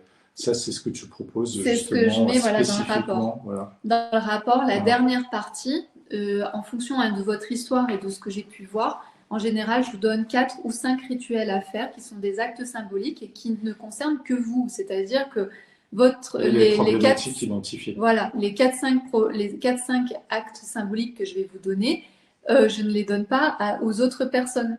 D'accord? Ça correspond à vous, à votre histoire, parce qu'il y a des mots bien précis à dire, il y a des choses particulières à faire, etc. D'accord? Donc, tout ce que je vous donne, les actes symboliques, ne le donnez pas à votre sœur ou à votre ami, ça ne servira à rien, parce que les actes symboliques que je vous donne à vous, ils vous sont personnels. Ils ne fonctionneront pas sur quelqu'un d'autre. D'accord? Ils sont tous différents. Les actes symboliques, en réalité, c'est reconnaître ce qui s'est passé au-dessus de vous. Donc après, vous pouvez le faire de... la question des filles, il y avait une autre tout à l'heure, c'est peux-tu donner un exemple d'acte symbolique? Ça va dépendre de ce que je vois. En fait, c'est très intuitif et ça va dépendre de ce que je vois dans votre arbre. Ça peut être une lettre, ça peut être faire un bouquet, ça peut être casser quelque chose, ça peut être enterrer quelque chose. C'est vraiment en fonction de votre histoire et de ce que vous avez besoin par rapport à l'acte symbolique. Martine, si je comprends bien, libérer la parole aujourd'hui sert aussi à ne pas charger le transgénérationnel de notre descendance. Tout à fait. Donc, par exemple, si toi, Martine, c'est exactement ça. Et si toi, Martine, tu as un secret, par exemple, si tu as avorté et que personne ne sait que tu as avorté, c'est un secret de famille que tu transfères à tes enfants, petits-enfants. Donc, par exemple, si toi, tu as ce secret-là qui est j'ai avorté, c'est important de le dire à tes enfants, à tes petits-enfants. D'accord? Sinon, le secret reste. Et ils vont en hériter. Tes enfants, ils vont avoir des problèmes de place. Pas trouver leur place. D'accord? Donc oui, ça fonctionne quand vous libérez la parole du dessus, mais ça fonctionne aussi pour votre propre parole. Du coup, il y avait un autre commentaire plus haut, c'était un commentaire de Sarah. Elle disait en gros, mais c'était par rapport à libérer la parole. Je voulais la placer. C'est qu'en gros, Sarah disait, je crois, libérer la parole, ok, d'accord, c'est facile à dire, mais en le disant, si on brise le cœur des gens, ça, tu vois, comment on fait? Bah, moi, je voulais répondre que si le fait de dire, ouais, il y a eu viol, il y a eu inceste, ça brise le cœur à quelqu'un, ok, c'est une chose, mais peut-être libérer la parole pour que ça se reproduise pas, c'est peut-être plus important que de briser le cœur à quelqu'un. En fait, je sais pas, je préfère parler franchement entre quatre yeux avec quelqu'un et lui dire écoute, t'es bien gentil, tu me crois pas, voilà, un machin, un tel m'a violé, il s'est passé ça. Moi, je m'en fous de lui avoir brisé le cœur. si derrière ça peut permettre que ça ne se reproduise pas, voilà, le gros levier, vraiment le plus important, il est là. Je m'en fous que l'autre il reçu une arme. Hein. Oui, en Ouais. fait, ce que tu es en train de dire ici, c'est la loyauté du silence. C'est-à-dire que tout le monde sait, mais personne parle. Quand il y a un inceste dans une famille, en réalité, il y a beaucoup de gens qui sont au courant. Il peut y avoir la femme, il Bien peut y sûr. avoir la Et sœur, souvent, il peut y avoir ça.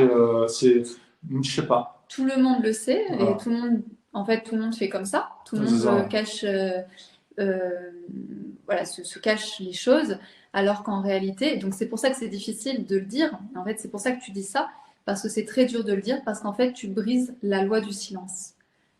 D'accord? Et parce que dis-toi que ce silence de l'inceste, bon, tu as pris l'exemple de l'inceste, on ne sait pas de quoi tu parles, mais si tu brises le silence de Non, l'inceste, c'était ça, c'était en relation c'est avec l'inceste, d'accord. la question. D'accord. C'est pas que en lien avec ton inceste à toi, c'est pas l'inceste que toi tu as vécu, c'est l'inceste de tous les incestes qui se sont passés au-dessus de toi. C'est-à-dire qu'il n'y a pas eu qu'une seule personne incestée, c'est pas que toi, mais il y a plein de personnes dans la famille qui ont eu un inceste.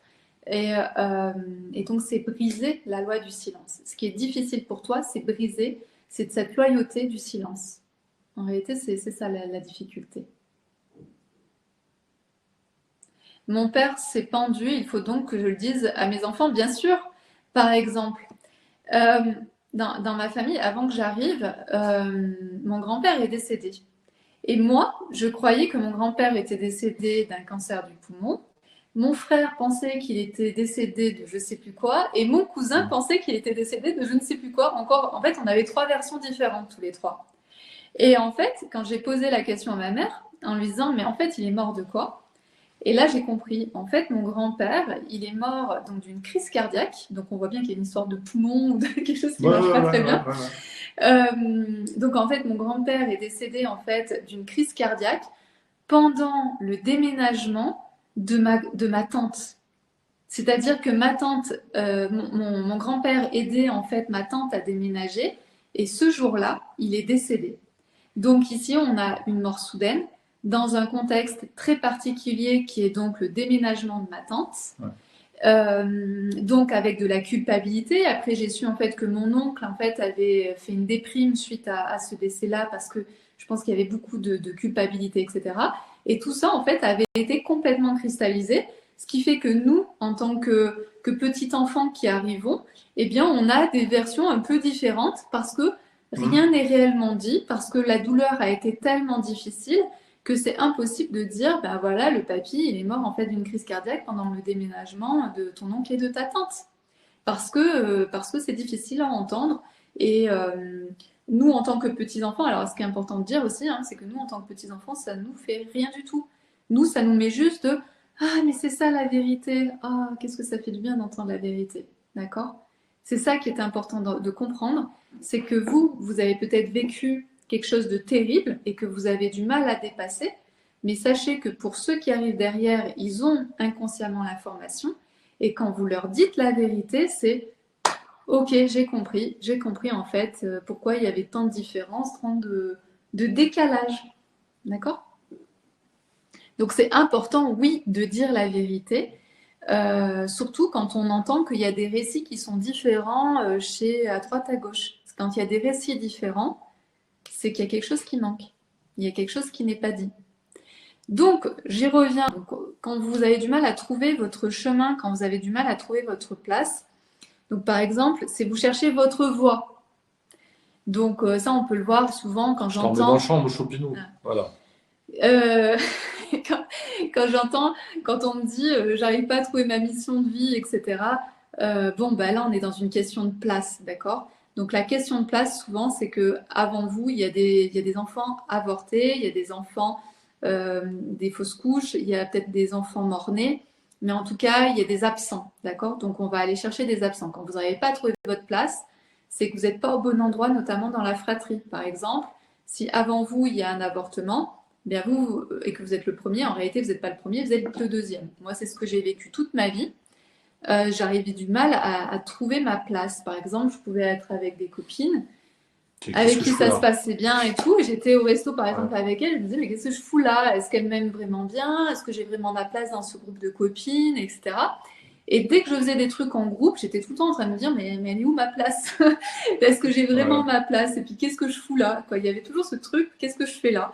Et où est ma place? Ou même, ça devait te faire la même chose que moi, c'est même lorsqu'on t'invitait, tu Ouais, te disais pas, j'y je vais vais pas, parce pas, que ouais. ça fait non, Quelle est ma quoi. place? Ouais. Ouais. Donc, si vous êtes dans ce cas-là, donc vous pouvez aussi chercher votre place dans le couple. Moi, c'était pas du tout mon cas. Mais dès que vous cherchez votre place dans les amis, dans votre couple, au travail, etc., c'est qu'il y a un truc qui est pas net. Et, euh, et en fait, donc moi, on me disait toujours, bah, j'étais la première. T'es l'aînée. D'accord, je suis l'aînée. Mais en réalité, ma mère, avant moi, avait en fait avorté. Donc pour ma mère, en réalité, je suis la deuxième. Et pour mon père, je suis la première.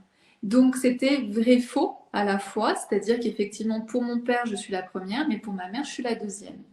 Donc ça, c'est important de le dire aussi à vos enfants, si vous avez avorté, etc., de le dire parce que sinon, ça crée des problématiques de place. Et si vous, vous avez des problématiques de place, c'est que vous n'êtes peut-être pas la deuxième, mais peut-être la quatrième. Si vous n'êtes peut-être pas la première, mais peut-être la deuxième, peut-être plein de choses, d'accord? Mais en tout cas, il y a une histoire de où se trouve ma place.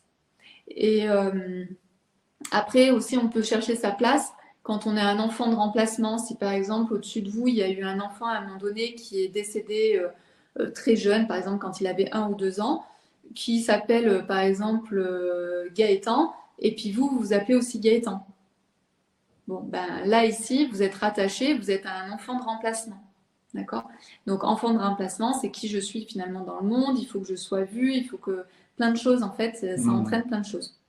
Donc c'est pour ça que les prénoms sont aussi intéressants parce que ça permet de comprendre certaines choses. La problématique de place aussi, c'est de vous sentir légitime. Donc dès que vous faites des choses, vous avez l'impression de ne pas vous sentir légitime. C'était un peu mon truc, moi, avec mes copines. Je me sentais pas légitime d'être leur copine. Comment ça se fait? Ouais, Pourtant, je suis pareil. très bien. Ouais, tout à l'heure, pas mal de commentaires au niveau de l'histoire de la légitimité, c'est-à-dire je lance des projets, j'ai envie de ci, j'ai Ouais, envie de ça, je fais quand même des choses, mais voilà. Bah là, on y est. D'accord? il y a rien qui se fait, Problème de quoi. place. Ouais. Problème de place. Donc c'est Pareil la pour des légitimité. histoires entrepreneuriales, Ouais. ça bloque. Et après, ça peut être pareil, c'est-à-dire se sentir légitime dans votre place, dans votre couple. Par exemple, moi, j'avais ce truc-là à l'époque. C'était, je me sentais pas légitime, en fait, d'être l'officiel. C'est-à-dire que je me disais, ben, l'homme avec qui je suis, il va forcément partir avec une autre nana. Donc, j'étais pas légitime, en fait, d'être avec cet homme-là. Et donc là, en fait, pareil, il y a plein de dynamiques, en fait, derrière, et donc de posture et de prendre sa place. Il y a, par exemple, des femmes, peut-être parmi vous, qui sont toujours les maîtresses. En fait, elles n'arrivent pas à être la numéro un, elles n'arrivent pas à être l'officielle, d'accord? Donc là, c'est un problème de place aussi, d'accord? Donc ça, il faut aller le voir. Ouais. Toi, c'était arrivé plusieurs fois de débloquer ce genre de situation. Ah oui, Les femmes qui sont toujours, entre guillemets, maîtresses, ouais, elles comprennent pas après ce qui se passe. C'est-à-dire, une fois que c'est à sauter, bah, elles attirent plus de mecs mariés. c'est ça, ou elles s'attirent Ouais, plus, voilà, elles arrivent à prendre leur place c'est ça. de première, d'officielle. Donc c'est, voilà. Je ne sais pas si certaines d'entre vous sont concernées par ces histoires de place. La place aussi, ça peut vous faire sentir un peu étrangère à votre famille. Par exemple, vous avez du mal, vous vous dites, mais qu'est-ce que je fous dans cette famille?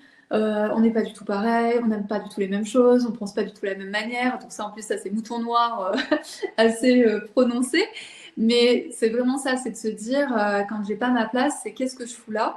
Donc là, il peut y avoir aussi des problématiques de légitimité au niveau sanguin, c'est-à-dire au niveau de la trajectoire, de est-ce qu'il n'y a pas quelqu'un d'extérieur dans la famille. Donc voilà, donc ça, il peut y avoir ça. Sandrine. Et quand on ne sait jamais vraiment de quoi on a envie ou de faire des choses. Oui, bah là, il y a plein de choses qui peuvent se jouer. Après, il faut que tu me dises exactement, par exemple, ce que tu aimerais faire et que tu n'arrives pas à faire. Si tu me donnes un exemple, ce sera plus clair pour moi. Mais oui, ça, quand vous êtes perdu sur vos choix, il y a forcément du transgénérationnel. C'est-à-dire que vous êtes pas clair, vous n'êtes pas vraiment vous.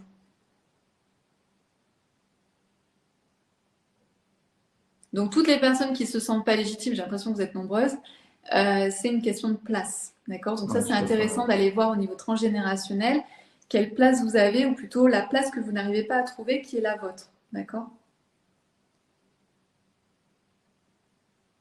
Ouais, Nathalie dit oui, mais j'ai toujours cru que j'étais pas de cette famille. Donc effectivement, c'est un ressenti qui est juste. Donc pourquoi on n'arrive pas à se sentir de cette famille? Je me suis déjà posé cette question, qu'est-ce que je fous là, dans cette famille? Mais vous êtes là aussi des fois pour réparer, hein. Vous êtes là aussi pour transcender, hein. Si vous êtes des moutons noirs, c'est que vous êtes là pour changer, transformer, transcender. Donc vous êtes là aussi pour un peu briser les règles, changer les règles, voir les choses différemment, mais pas dans la rébellion. C'est-à-dire que si vous êtes dans la rébellion ou si vous êtes dans la gentille, vous n'êtes pas au bon endroit. Le but avec le transgénérationnel, c'est de reconnaître d'où vous venez et de prendre votre propre identité. C'est pas d'être rebelle, c'est pas de rejeter. Le but vraiment du transgénérationnel, c'est d'aimer sa famille telle qu'elle est et de prendre ensuite sa propre voie, son propre chemin, sa propre ligne. Oui, la culpabilité, si tu sens que c'est pas ton émotion, c'est qu'elle vient sûrement d'au-dessus et on avait des milliards de raisons au niveau de notre clan pour se sentir coupable de quelque chose. Et pourquoi nous? Bah pourquoi pas nous? En fait, on arrive tous en fait avec un projet sens sur Terre et on arrive tous en fait avec des missions. Donc après, c'est soit on décide de prendre la mission, soit on décide de faire non, mais en fait, j'en veux pas. Chacun en fait fait comme il veut et je pense que quand on est dans cette mission d'aller explorer son transgénérationnel, allons le faire. Allons le faire parce qu'en fait, c'est bon pour le clan, c'est bon pour soi et c'est bon pour les générations suivantes. Alors ensuite, le dernier point, c'est les blocages relationnels et émotionnels. Donc vous avez du mal, par exemple, à faire confiance. Vous avez du mal à vous ouvrir, par exemple, pleinement. Vous pouvez avoir aussi le cœur qui est complètement fermé, par exemple, en amour. Vous allez avoir du mal à vraiment tomber amoureuse, à vraiment vouloir vous engager. Donc ça, c'est des choses qui viennent du transgénérationnel et il faut aller voir les histoires en fait qu'il y a au-dessus.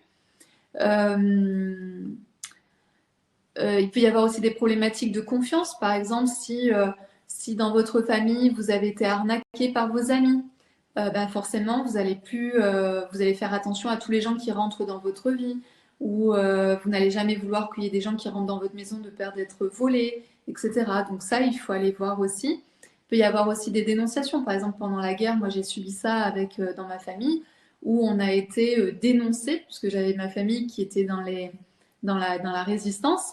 Et en fait, les voisins ont dénoncé en fait mes arrière-grands-parents et mon arrière-grand-père est parti en prison à Lyon où personne ne savait s'il allait revenir de prison ou qu'est-ce qui lui était arrivé. Donc, et ça, quand je discute avec ma grande-tante, elle est toujours en colère de ce truc-là. Donc, c'est quelque chose qui nous a été transmis derrière. Moi, j'avais beaucoup de colère en fait pendant très longtemps. Et ça en fait partie, d'accord? Donc pendant la guerre, il y a eu vraiment aussi donc, des dénonciations, il y a eu des spoliations, il y a eu plein de choses. Donc comment je vis la confiance, comment je vis les gens autour de moi, les voisins, tout ça c'est des informations sur vos relations et vos émotions. Peut-être aussi que vous avez peur d'aimer, vous avez peur d'être aimé, vous avez toujours peur de souffrir par exemple en amour, donc vous avez complètement fermé votre cœur, donc ça c'est du transgénérationnel. Vous avez l'impression de ne pas mériter mieux, par exemple. Dès que vous commencez, par exemple, à gagner un peu plus d'argent, hop, vous avez une petite voix qui se met en place et qui vous dit, en fait, tu mérites pas ça ou tu n'es pas digne de ça. Par exemple, moi, je pense que depuis toujours, j'étais faite, en fait, pour être à mon compte, pour faire ce que je fais aujourd'hui.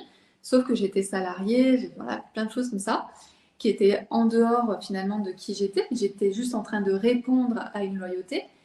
Et quand j'ai voulu me mettre à mon compte, c'était très compliqué. Je ne comprenais pas pourquoi. J'ai mis 3-4 ans pour être à mon compte. Et quand j'ai compris que finalement, je venais finalement d'une famille communiste où on ne doit pas avoir son entreprise, on ne doit pas gagner plus que les autres, on doit être au même niveau que tout le monde, on doit faire la même chose que tout le monde, je peux vous dire que quand vous êtes à votre compte, vous ne respectez aucune de ces règles-là. Donc c'était compliqué de me mettre à mon compte. Donc il a fallu que je puisse... que je me mettre en paix, voilà, que je me mette en paix par rapport à tout ça. D'accord? Donc oui, la peur de manquer l'argent, effectivement, il faut aller voir au-dessus qui a fait une faillite, qui n'a pas eu assez, qui a eu peur qui a manqué de quoi. C'est ça qu'il faut aller explorer. Est-ce que vous vous reconnaissez dans tout ce que je viens de dire? Après, on va passer sur les prénoms, les dates et la fratrie. Donc, Vanessa te disait non mais c'est dingue, j'ai tout ce qui se dit depuis le début, j'hallucine. oui, alors ce que je tiens juste à préciser, c'est qu'effectivement, on hérite des trucs merdiques, mais on hérite aussi des talents. C'est que tu as dû aussi hériter de beaucoup de talents. Et ça, dans le rapport transgénérationnel, je le mets en avant. Ouais. Je mets en avant, en fait, aussi toutes les choses bonnes qu'on vous a transmises, d'accord, et sur lesquelles vous pouvez vous appuyer parce que c'est très ancré en vous. D'accord. Donc ça, c'est important Parce aussi qu'on de a l'entendre. toujours tendance à dire ah ouais, ils m'ont légué ça, ils Oui, m'ont parce légué que ça, c'est ce c'est qu'ils voient nul. le plus. Mais il y a aussi des trucs sympas. Voilà. Et c'est bien Mais on voit non. toujours ce qui nous embête. Ouais, Donc voilà. ouais, c'est ça. Donc sachez que vous avez aussi hérité de super talents. Marilyn, j'ai peur de souffrir en étant amoureuse. Voilà. Brigitte, mère méchante avec sa fille unique. Isabelle, oh que oui. Angélique, oui.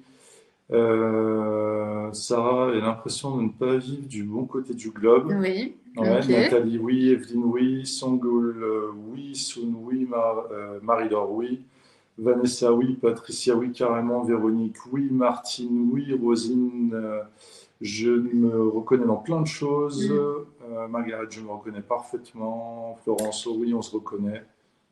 Donc oui, aussi, Et oui, oui, oui, j'avais vu oui. passer sur les peurs, hein. Les peurs sont aussi liées au Ouais. transgénérationnel. Et C'est vrai que j'en ai phobie. pas parlé. Voilà, phobie, peur.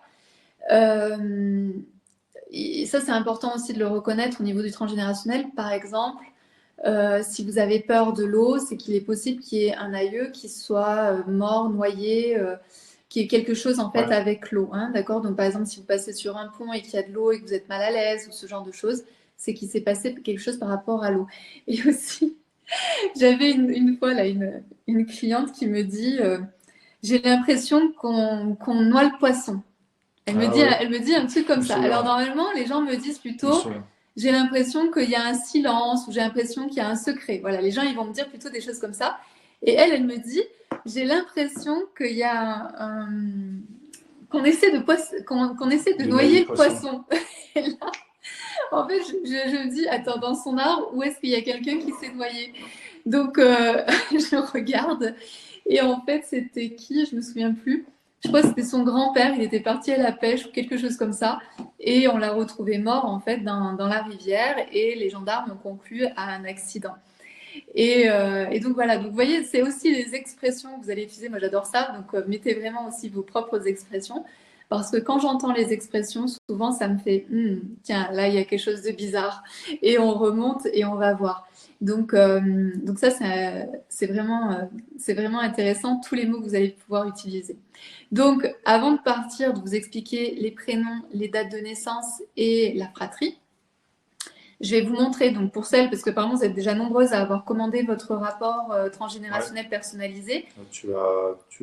Dès demain, Oui, tu alors vas je tiens à enchaîner. Hein. dire, c'est que je crois que j'ai marqué que je vous envoie le rapport dans les 5 jours. Donc, soyez cool Cool, avec moi. cool. C'est que je risque de pas vous donner votre rapport dans les 5 jours, mais plus dans les 7 à 8 jours. Laissez-moi juste le temps d'étudier euh, tous vos arbres. En tout cas, merci pour votre confiance. Donc, pour celles qui ont envie donc que je regarde leur arbre et que je donne toutes les infos sur leurs arbres et les rituels aussi, les actes symboliques à faire. Donc, je sais pas, donc sur le côté, Ouais. tout de suite, vous avez mis le bouton vert. Je vais remettre. Bah, il va remettre le bouton vert et je vais vous montrer un petit peu. Vas-y, choupinou. Ok, donc quand vous cliquez sur le bouton vert, donc je vais faire un partage d'écran, vous allez arriver donc sur une page pour que ce soit clair pour tout le monde parce que des fois il y a il y a plein de questions et donc au moins là je vous montre. Vous allez arriver sur cette page. Donc, sur cette page, vous voyez le numéro 1, c'est ce qu'on appelle le cocon privé, guérison de vos lignées. Ici, ce sont donc 20 audios de 15 à 20 minutes qui expliquent en fait le transgénérationnel, qui expliquent comment ça se passe au niveau de nos lignées. Donc, vous pouvez ce soir acheter en fait ce rapport, ce cocon privé pour à 25% de réduction, donc à 83 euros. Comme vous êtes beaucoup intéressant, je passe directement sur le numéro 2, qui est donc le rapport transgénérationnel. Donc, je vais étudier en fait votre arbre au travers donc, de toutes les informations que vous m'aurez données. Donc, c'est un rapport complet entre 15 et 18 pages. Et ce soir, vous avez 40% de réduction sur ce rapport. Donc, profitez-en. Et ensuite, en numéro 3, c'est si vous voulez à la fois le cocon, c'est-à-dire mieux comprendre comment fonctionne le transgénérationnel et en plus avoir votre rapport personnalisé, eh bien, vous pouvez profiter de 50% de réduction sur ce coffret. Donc, c'est le numéro 3. Donc, si ce soir, vous êtes intéressé, par exemple, pour prendre le rapport transgénérationnel, vous cliquez sur le bouton donc rose qui marque en fait le numéro 2, là. Vous avez le numéro 2. Vous cliquez sur le bouton rose et vous allez arriver ici sur la page de présentation. Donc, vous pouvez directement cliquer ici pour avoir les moins 40% de réduction. Ou alors, vous pouvez donc regarder l'ensemble de la page et je vais vous montrer moi tout ce que vous allez avoir. Donc, dans le rapport transgénérationnel, qu'est-ce que je vais étudier chez vous? Je vais étudier donc vos prénoms, donc si vous avez votre prénom, deuxième prénom, troisième prénom, etc. Je peux aussi m'arrêter sur votre nom de naissance, nom de mariage. Je peux regarder aussi les noms si c'est intéressant. Je vais bien sûr m'arrêter sur les dates, donc toutes les dates que vous me donnez, que ce soit les dates de mariage, les dates de naissance, les dates de décès, tout ce que vous avez, je vais aller observer vos dates. Je vais aussi utiliser la numérologie parce que moi, je suis aussi numérologue. Donc, ça peut être aussi intéressant de regarder les cycles. Ce que je voudrais juste préciser, c'est n'hésitez, ne vous posez pas de questions à savoir « Oh, ben ça, je ne vais pas lui donner parce que ça ne sert à rien. » Voilà, ne lésinez pas sur les informations. Tout ce que vous avez m'intéresse, voilà. Tout ce que vous savez. Dans le pire des cas, ce n'est pas utilisé, mais bien souvent, tu utilises. Voilà, c'est utilisé. Ensuite, je vais observer votre fratrie. Donc, vous me direz qui vous êtes, combien il y a de personnes dans votre fratrie, etc., dans votre génération. Vous pouvez bien sûr aussi me parler de la fratrie de vos parents, la fratrie de également si vous avez des enfants, si vous avez des petits-enfants. Tout m'intéresse, d'accord? C'est vraiment tout m'intéresse. Il peut y avoir les répétitions, éventuellement. Ouais, les prénoms de vos enfants, les prénoms de vos parents, les prénoms deuxièmes prénoms, s'il y a... Tout m'intéresse. Ensuite, il y a également les loyautés inconscientes, donc en quoi vous êtes engagé de manière invisible, donc là où vous allez reproduire. Donc je vais tout analyser ça en fait. J'ai des dynamiques. En fait, en gros, ce sont des dynamiques qui permettent de comprendre l'arbre. Donc je vais aller voir là où vous pouvez répéter les schémas, là où vous avez du mal, par exemple, à dépasser vos parents. Par exemple, si vos parents gagnaient bien leur vie, peut-être que vous interdisez à bien gagner votre vie, ou s'ils ne gagnez pas beaucoup, vous interdisez de gagner plus qu'eux. Voilà, il y a plein de dynamiques, donc je vais voir aussi toutes les loyautés que vous pouvez avoir. C'est ici aussi qu'on va voir ces histoires de place, de prise de poids, d'attirer toujours le même type d'homme, pourquoi on est toujours la maîtresse. Exact. Voilà. Exact. Également, on va aller voir donc les blessures transgénérationnelles. Donc, on va notamment aller voir quelles sont les blessures que vous avez le plus souvent. Est-ce que c'est des blessures de trahison, des blessures d'humiliation, des blessures d'injustice? On va aller voir en fait toutes les blessures qui pourraient impacter votre vie. Et puis également, on va aller voir donc les non-dits, les secrets, les silences. Tout ça sont des indices en fait à comprendre votre arbre. Donc ici, ça permet d'avoir une vision un peu plus claire sur les zones d'ombre.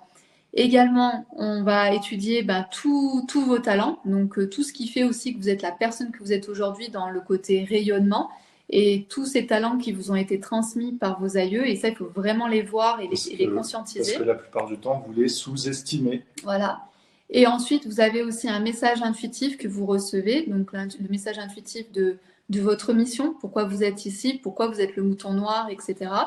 Et également donc les actes symboliques. Donc, entre 4 et 5 actes symboliques qui sont vraiment liés à votre arbre et pour vous libérer de certains traumas.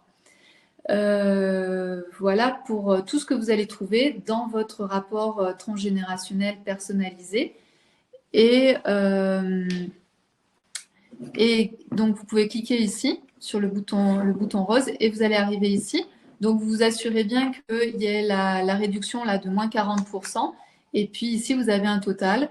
Donc, vous pouvez remplir ici votre adresse mail, vos informations pour la facturation. Et puis, pour le paiement, il suffit de choisir soit par carte bleue, soit par PayPal. Et vous pouvez payer en une fois ou en 2 fois. Voilà. Et PayPal, des fois, c'est... 4 fois, je crois. Des fois, vous pouvez choisir en 4 fois aussi. Voilà pour le rapport. Donc, pour celles qui ont envie de s'offrir le rapport, vous pouvez me poser des questions par rapport au rapport, là, si vous en avez. Voilà. Alors, le questionnaire, vous l'avez une fois que vous avez payé, parce que le questionnaire, c'est aussi un travail que j'ai fait. Donc, tout ce que je vous offre, déjà là, ce que je suis en train de vous offrir, ça, c'est important aussi. On voit tellement de personnes, parce que les gens pensent que les masterclass sont offertes, pensent que ça n'a pas de valeur. Tout ce que je vous donne ici a beaucoup de valeur et j'espère que vous en rendez compte. Donc tout ce que je suis en train de vous donner là, c'est 15 ans de travail pour moi, d'accord? C'est 15 ans de travail, de formation, de développement, de travail en fait avec les uns, les autres, etc. Donc tout ça, c'est pas gratuit en réalité. Je vous l'offre ce soir et j'espère que vous pouvez prendre conscience en fait de la valeur que je suis en train de vous donner là. C'est comme un commentaire que j'ai eu sur Facebook là tout à l'heure, Ouais. où une femme qui disait oui, est-ce que c'est sûr que c'est bien gratuit, etc. Je disais non, en fait, c'est pas gratuit, c'est Ouais, offert. offert. C'est pas pareil, ça change tout parce que ça a de la valeur. Ça a de la valeur. Et ensuite, le questionnaire que je vous donne quand vous vous inscrivez, donc quand vous commandez votre rapport, ça a aussi de la valeur, d'accord? C'est un travail. Tout ça, c'est du travail.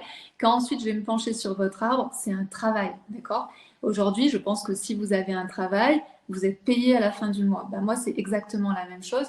Tout ce que je fais ici, là, je vous l'offre, prenez-le, prenez tout ce que vous avez à prendre dans cette masterclass. C'est vraiment offert et j'espère vraiment que vous avez des prises de conscience et vous commencez à comprendre plein de choses. Ensuite, si vous avez envie d'aller plus loin, vous pouvez commander votre rapport transgénérationnel. Et ce que je peux vous dire, c'est qu'il y a beaucoup de gens dans le développement personnel qui travaillent sur la loi d'attraction. Vous ne pouvez pas attirer, vous ne pouvez pas recevoir si vous ne remerciez pas, si tout ce qui vous est offert n'est pas remercié. D'accord? Et je vois tellement de choses. Nous, on voit tellement de choses, des gens qui se croient tout permis. Ouais, pas du tout. Ouais. Voilà, bref.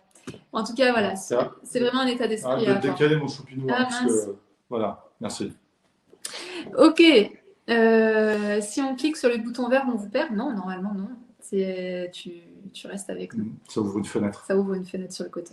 Marine, y a-t-il un rapport personnalisé dans l'offre numéro 3 de ce soir? Oui, tout à fait. Donc dans l'offre numéro 3, vous avez à la fois le cocon privé, vous avez plein d'infos. Donc c'est des audios, 20 audios où j'explique tout le transgénérationnel, comment ça marche, les dynamiques, etc. Et en plus, vous avez votre rapport. Et donc d'un point de vue rapport qualité-prix, c'est ce qui est le plus intéressant puisque je vous ai mis le numéro 3 à moins 50% ce soir. Patricia, je l'ai pris. Est-ce que le questionnaire reste dans le mail? Oui. En fait, en réalité, le questionnaire est dans votre espace membre. D'accord? Donc, quand vous allez dans votre espace membre, il y sera tout le temps. Vincent, est-il possible d'avoir le questionnaire? Ça, tu as répondu. Elfie, as-tu une carte de visite? Bah, tu vas recevoir mes emails et après, tu peux aller sur notre site internet. Et voilà, c'est ça ma carte de visite. Et puis, pour, je crois, Vanessa qui a envie de s'acheter, le rapport, sache que tu peux payer en 2 fois et je crois que sur PayPal, tu peux aussi payer en 4 fois. Donc peut-être que ça sera possible pour toi. Ah, merci les filles. Nathalie qui dit oui, je m'en rends compte. Florence qui dit valeur reconnue, bien sûr. Merci. Martine, question de Martine. Si on ne connaît pas les petites histoires de nos grands-parents et grands-parents, si on ne connaît pas la cause des décès, ni rien au cours de leur vie, pouvez-vous faire malgré tout un rapport personnalisé? Bah, c'est ce que j'ai dit en fait. C'est rare quand on connaît rien du tout de notre famille.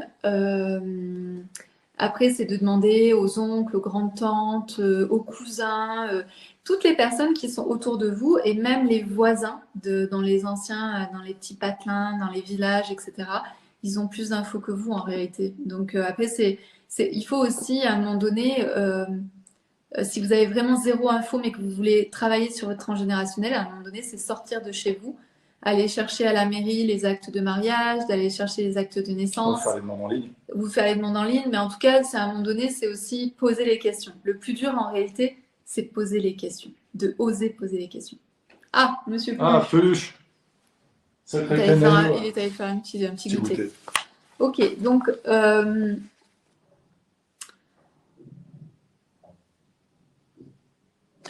est-ce que c'est ok? Je vais passer au prénom. Je ne sais pas s'il y a d'autres questions ou si je peux passer. Oui, rapidos, juste attends. Catherine, vaut mieux-il suivre la formation complète avant de faire le questionnaire et une fois l'inscription faite, où trouve-t-on le questionnaire? Le questionnaire est dans l'espace membre et aucun prérequis pour le questionnaire. Non, pour le questionnaire. Et au contraire, prenez votre temps. Si vous prenez 2 mois, en fait, Une fois que vous avez commandé votre rapport, on sait que vous avez commandé le rapport. Donc après, si vous mettez 6 mois à me rendre le rapport, vous pouvez mettre 6 mois pour... Enfin, j'ai tué... Peu importe en fait que vous mettiez 2 heures ou 6 mois pour remplir le questionnaire, je répondrai toujours, je vous donnerai toujours en fait votre rapport, d'accord?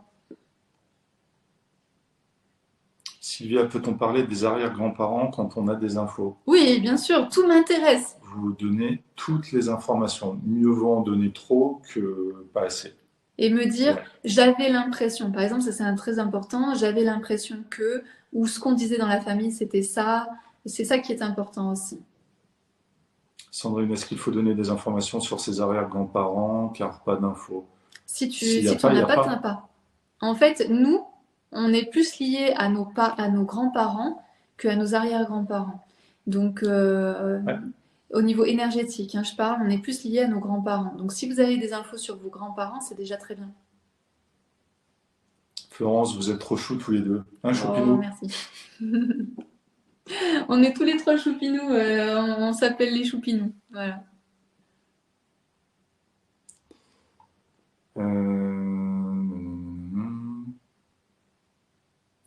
Ok, donc Vas-y, je toujours. continue. Les prénoms, parce que j'ai plus beaucoup de temps. Donc Vas-y. j'y vais. Alors, et pour celles qui veulent acheter leur rapport une fois qu'on a fini la masterclass, parce qu'elles veulent rester connectées à la masterclass, Oui, vous c'est pas un cliquez sur problème. le bouton vert, d'accord? Vous cliquez Ouais. sur le bouton vert, au moins vous avez l'écran qui est l'onglet qui est ouvert et vous pourrez commander votre rapport juste après la masterclass. Là, moi, je continue, d'accord? Donc, les prénoms. Alors, on a fait toute une masterclass en fait sur les prénoms, donc je vais faire en rapido, en synthèse, parce qu'en plus je vois que j'ai plus beaucoup de temps. Les prénoms, pour moi, ils ne sont jamais choisis, et pour moi, et dans le transgénérationnel, ils ne sont jamais choisis par hasard. C'est pour ça que les prénoms m'intéressent et tous les prénoms m'intéressent. Alors bien sûr, le prénom que vous utilisez tous les jours est encore plus important puisqu'il représente vraiment votre vibration à vous. Mais les deuxième et troisième prénoms peuvent être intéressants quand on remonte dans l'arbre pour voir qui vous portez quel prénom, d'accord? Et c'est pour ça que ça m'intéresse, notamment pour celles qui portent le prénom de la marraine, qui portent le prénom de la grand-mère, etc. C'est vraiment très intéressant.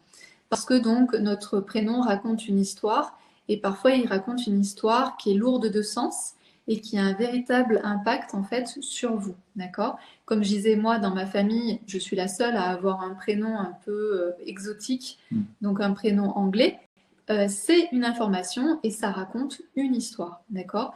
Mais un prénom, c'est une multitude de couches. C'est-à-dire qu'on va vous dire la première couche, par exemple, pour celles qui s'appellent, je sais pas, Françoise, on va vous dire ah oui parce qu'à l'époque il y avait Françoise Hardy, j'aimais bien la chanteuse, elle était belle, tout ça. Ça c'est la couche supérieure, c'est vraiment c'est pas que ça n'a pas de sens parce que ça peut avoir, bon, je voulais que tu aies des talents de chanteuse ou je voulais que tu sois aussi belle qu'elle. Bon voilà, ça peut donner ce genre d'informations là. Mais en réalité, derrière, Françoise a plein d'autres couches qu'on va aller chercher. Par exemple, Françoise, on entend franc. Donc ça veut dire que quelqu'un dans la famille n'a pas été franc. Donc qui n'a pas été franc? Et vous, qu'est-ce que vous avez à réparer par rapport à ce fait que quelqu'un dans votre famille n'a pas été franc? Donc voilà, et par exemple, de génération en génération, on peut avoir ce prénom. Par exemple, chez quelqu'un que je connais très bien, il y avait Françoise et après j'ai Jean-François. Donc en fait, on voit que de génération en génération, on n'arrive pas à être franc, on n'arrive pas à se décoller de ce truc de j'arrive pas à être franc, parce qu'on transmet de génération en génération, et au-dessus, il y avait aussi Franco. Donc, vous voyez. Donc, un prénom a plusieurs couches et a plusieurs compréhensions, et bien sûr aussi le prénom, par exemple, vous êtes peut-être 5 à vous appeler Françoise, mais vous n'avez pas du tout à avoir le même rôle ni la même vie, et pourtant vous avez le même prénom. Parce que le prénom, on va le regarder aussi avec le regard du transgénérationnel de la personne, dans le contexte dans lequel la personne a évolué, le contexte de la famille, du clan, etc. C'est ça qui va me guider pour l'analyse en fait de votre prénom. Je ne prends pas juste l'étymologie, même si l'étymologie est très intéressante et importante, mais je vais prendre aussi la compréhension de votre prénom par rapport à votre histoire familiale. D'accord? Donc là, comme j'ai dit, par exemple, franc, Françoise, etc. On va essayer de trouver dans la famille qui a abusé quelqu'un, qui n'a pas été franc, qui n'a pas dit la vérité, etc., etc. Est-ce que tu as déjà analysé, fait un rapport pour un elfe? Non. Pour une fille? Non. Non, pourquoi tu... Non, je sais pas. Tu vas Non. t'éclater avec mon prénom. Ah, Ça, je super. dis ça. Super. Donc voilà, donc il faut vraiment comprendre que votre prénom, il y a plein de couches et à l'intérieur de ces couches, il nous renseigne en fait sur plein d'histoires de votre transgénérationnel et donc on va aller, en fait c'est un petit peu comme si on prenait un citron et qu'on allait le presser et en pressant votre prénom, eh bien on va avoir plein d'infos, ça va vraiment avoir plein d'informations sur votre transgénérationnel. Donc bien sûr, après on utilise aussi, moi j'aime beaucoup le langage le langage des oiseaux. Ah, il me reste 15 minutes. Le langage des oiseaux, par exemple, je l'ai déjà expliqué pour mon prénom. Par exemple, on entend Peggy, donc on entend le P et le Guy. Donc P, c'est assez facile, c'est-à-dire la paix. Et le Guy, en fait, c'est le parasite de l'arbre. Et quand on va plus loin dans le parasite de l'arbre, en fait, c'est l'homme abuseur. Donc ça veut dire que moi, ma mission de vie qui m'a été donnée, une des couches de mon prénom, hein, mon job, c'est d'être en paix avec les hommes abuseurs, d'accord? Donc c'est un sacré challenge en fait, hein, aujourd'hui, même s'il y a une MeToo qui est passée par là. Ouais. Et c'est aussi pour ça que sans le savoir, au début, j'avais pas analysé mon prénom aussi loin que depuis plus de 15 ans, je travaille avec les femmes et pour les femmes pour vraiment travailler sur notre féminin, prendre notre pouvoir, nous positionner, etc. Ça fait partie de ma mission. Donc votre prénom vous donne aussi des informations sur votre mission, de savoir est-ce que vous êtes au bon endroit. D'accord. Isabelle, ça va être plutôt une mémoire d'interdiction d'aimer. D'accord. D'aimer librement, c'est plutôt, vous allez avoir ce côté, il faut être assez bien rangé, il faut faire tout correctement. Et donc en fait, il va y avoir une disconnect donc, entre le désir de qui vous voulez être et puis de ce que vous êtes vraiment. Donc par exemple, si vous avez un peu un esprit roqueuse et tout, eh ben, votre prénom, il va un peu vous ralentir ou vous allez plutôt être dans quelque chose de bien faire pour être aimé, pour correspondre à l'image en fait que votre famille attend de vous. D'accord ? Donc, si vous voulez que je vous en dise plus sur toutes les couches de votre prénom et aussi d'analyser votre prénom par rapport à votre contexte, à votre clan, il suffit de commander le rapport transgénérationnel personnalisé et vous aurez une description précise de votre prénom et puis également de vos deuxième, troisième prénoms. Et même si c'est intéressant aussi de votre nom de famille et donc de naissance et également si vous êtes marié ou si vous avez un autre nom. La date de naissance. Oui, c'est pas un problème par rapport aux prénoms étrangers, hein. Moi, par exemple, mon prénom, c'est un anglais et on arrive tout à fait à retrouver. Par exemple, aussi, mon prénom, c'est un diminutif de Maggie, de Marguerite, donc qui est en lien avec la fleur. Donc, tous les prénoms de fleurs, au moins pour celles qui entendent, tous les prénoms de fleurs, c'est la problématique de la défloraison.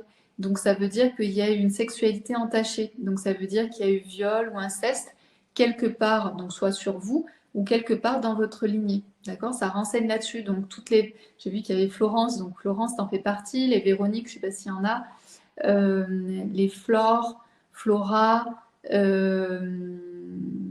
pas les prénoms là sous les yeux, mais en tout cas, tout ce qui peut être en lien avec les fleurs, c'est une problématique de sexualité entachée. Ok? Donc, tout ça, je vous le dis, dans votre rapport transgénérationnel. Également, donc, il y a les dates. Les dates, elles sont symboliques aussi. Donc, bien sûr, c'est la première chose et que vous êtes sûr d'avoir, c'est votre date de naissance. Donc, on va regarder ensuite toutes les dates de naissance, on va regarder les dates de conception, on va tout regarder. Donc, par exemple, aussi, ça m'intéresse si vous êtes des bébés prématurés. Ça, c'est intéressant aussi par rapport à la date de conception. Donc, on va aller voir vos dates de conception. On va aller voir ensuite les dates de naissance, par exemple, de vos parents, de vos enfants, de vos petits-enfants. On va aller voir les dates de décès aussi, des arrière-grands-parents, des grands-parents, des parents. Et on va pouvoir relier tout ça. Également, ce qu'on va regarder, c'est... je vais le dire après. Donc, donc déjà ça nous donne des informations. Et ensuite, je vais regarder aussi votre date de naissance, c'est-à-dire le jour de naissance, le mois de naissance et l'année de naissance. Donc, par exemple, j'avais pris, pour vous donner un exemple, le 23 juin 1985. Donc, comment moi je peux l'interpréter? Le 23, on sait que c'est un chiffre en fait qui appelle à la communication et à l'expression. Mais aussi, on sait que les personnes qui sont du 23 sont assez dispersées. Je peux en parler, ma mère est là. Et, et en fait, elle va commencer un truc, puis pouf, il y a autre chose qui va l'intéresser, elle va partir ailleurs. Et ma mère est jumelle, et donc sa jumelle fait exactement la même chose. Elles ont du mal, en fait, à rester focus sur un truc, donc elles sont assez éparpillées, etc. Euh, ensuite, les personnes donc, du 23, comme elles sont liées à l'expression, elles peuvent être liées en fait à des personnes qui n'ont pas pu s'exprimer. Donc leur challenge à elles, ça va être de s'exprimer, de dire clairement les choses. Et vous l'avez vu avec mon grand-père qui était décédé, mon cousin et mon frère, on pensait tous qu'il était décédé de quelque chose de différent, parce que la voix n'est pas dite en fait dans cette famille. Et par exemple, ma mère, en fait, elle a une problématique de thyroïde. Donc la thyroïde, c'est je n'arrive pas à dire, je n'arrive pas à m'exprimer, d'accord? Donc ceux, je sais pas, il y en a certains qui sont nés le 23. Ouais, le 23, c'est un peu papillon, c'est effectivement ça. Donc voilà, donc celles qui sont peut-être nées le 23 peuvent peut-être le confirmer qu'elles sont un peu dans ce style-là. Ensuite, par exemple, le mois de juin, je vais regarder le 6. Donc le 6, on sait que c'est en lien avec la famille. Donc c'est tout ce qui est relations affectives et aux attachements. Donc ici, on va avoir une loyauté en général à la famille qui est très forte. Donc si vous êtes né en juin, c'est possible que euh, vous ayez du mal à faire votre propre vie parce que vous êtes tellement attaché à votre famille d'un point de vue affectif, que la famille c'est vraiment très important, qu'il faut suivre les règles, etc. Ça va être difficile pour vous de trouver vraiment votre place et votre espace. Mais en même temps, donc, ce sont des gens qui savent faire le lien entre les différentes générations. Donc ça, c'est une force, c'est une qualité. Et puis, ici ensuite 85.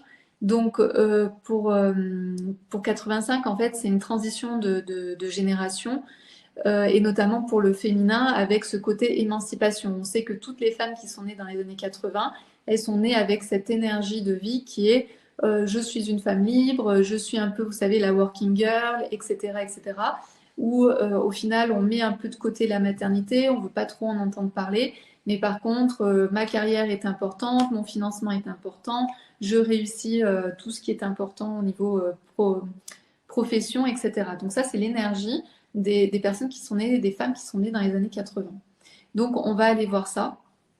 Et aussi, c'est des femmes qui vont être prises entre est-ce que j'ai le droit de mieux réussir que ma mère, que ma grand-mère, est-ce que j'ai le droit de faire le métier qui me plaît, etc. Donc ça, on va retrouver ça au niveau transgénérationnel. Également, donc ça, je vais étudier donc votre date de naissance de cette manière-là.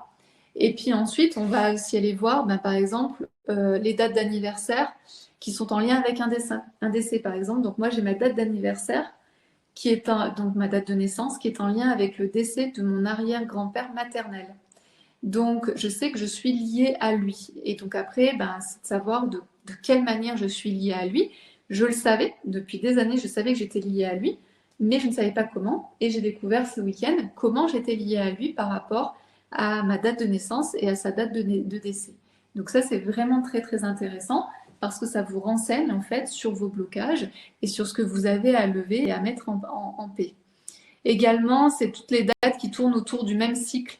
Donc, par exemple, c'est votre père est né le 15 mars, vous, vous êtes né le 17, votre grand-mère est décédée le 16 mars, etc.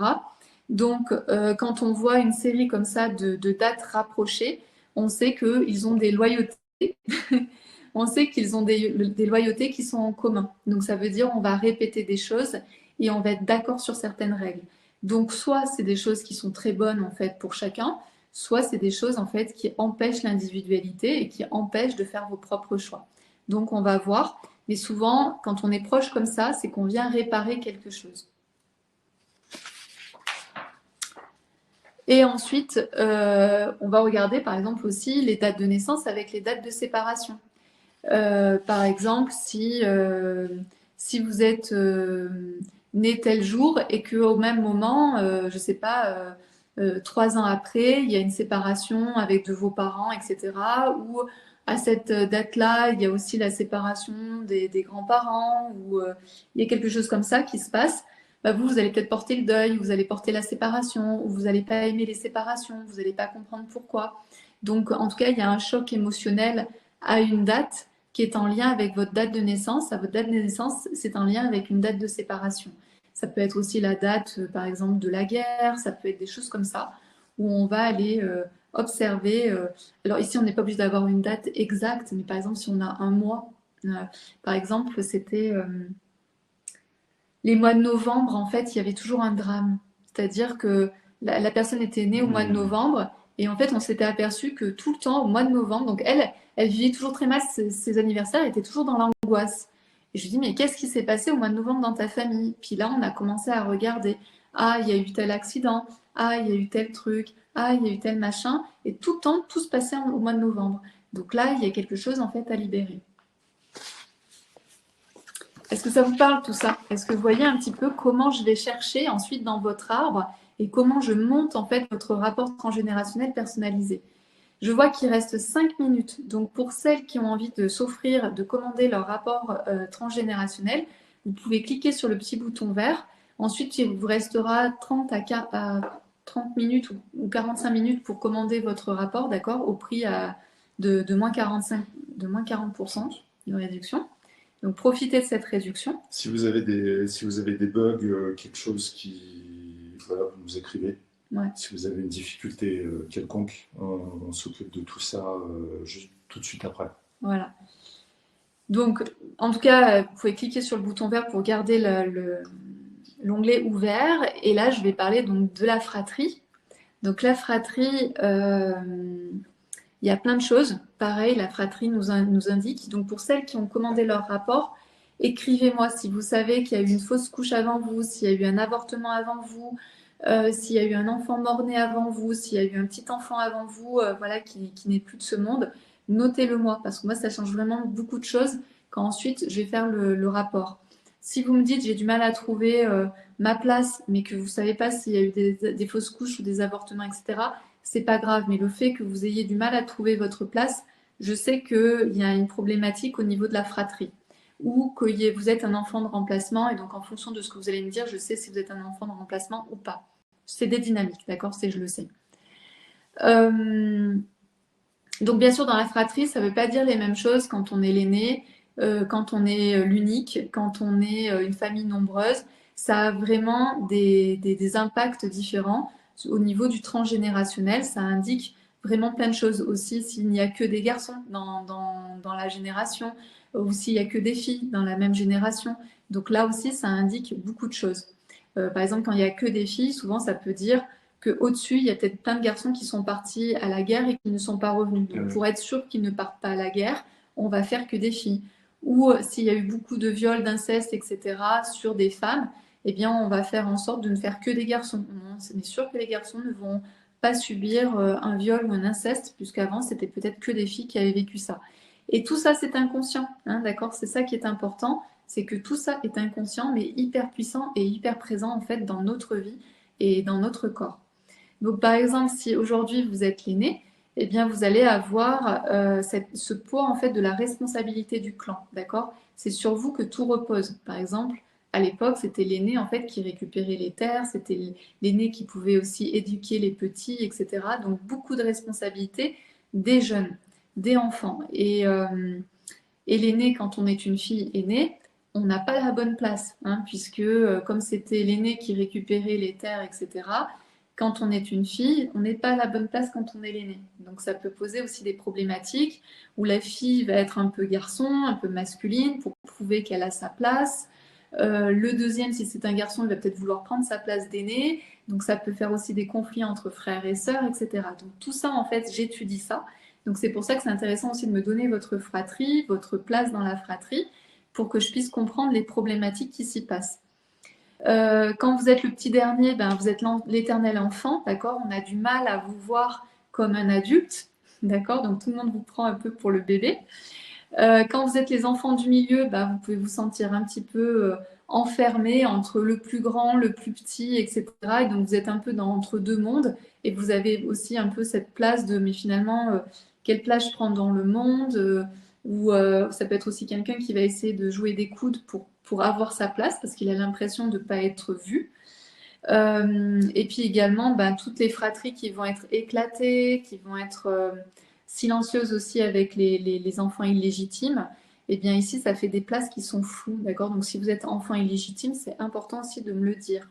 30 secondes. Ouh, 30 secondes, je vais vous dire merci d'avoir été avec nous. On va être coupé sec. Voilà, donc on risque d'être coupé sec, donc vous inquiétez pas, c'est normal.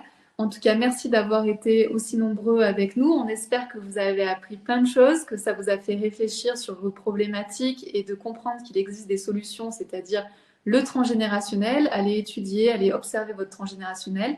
Et si vous avez envie que j'étudie votre transgénérationnel, votre arbre, il suffit de commander le rapport transgénérationnel personnalisé en cliquant sur le bouton vert. Et ensuite,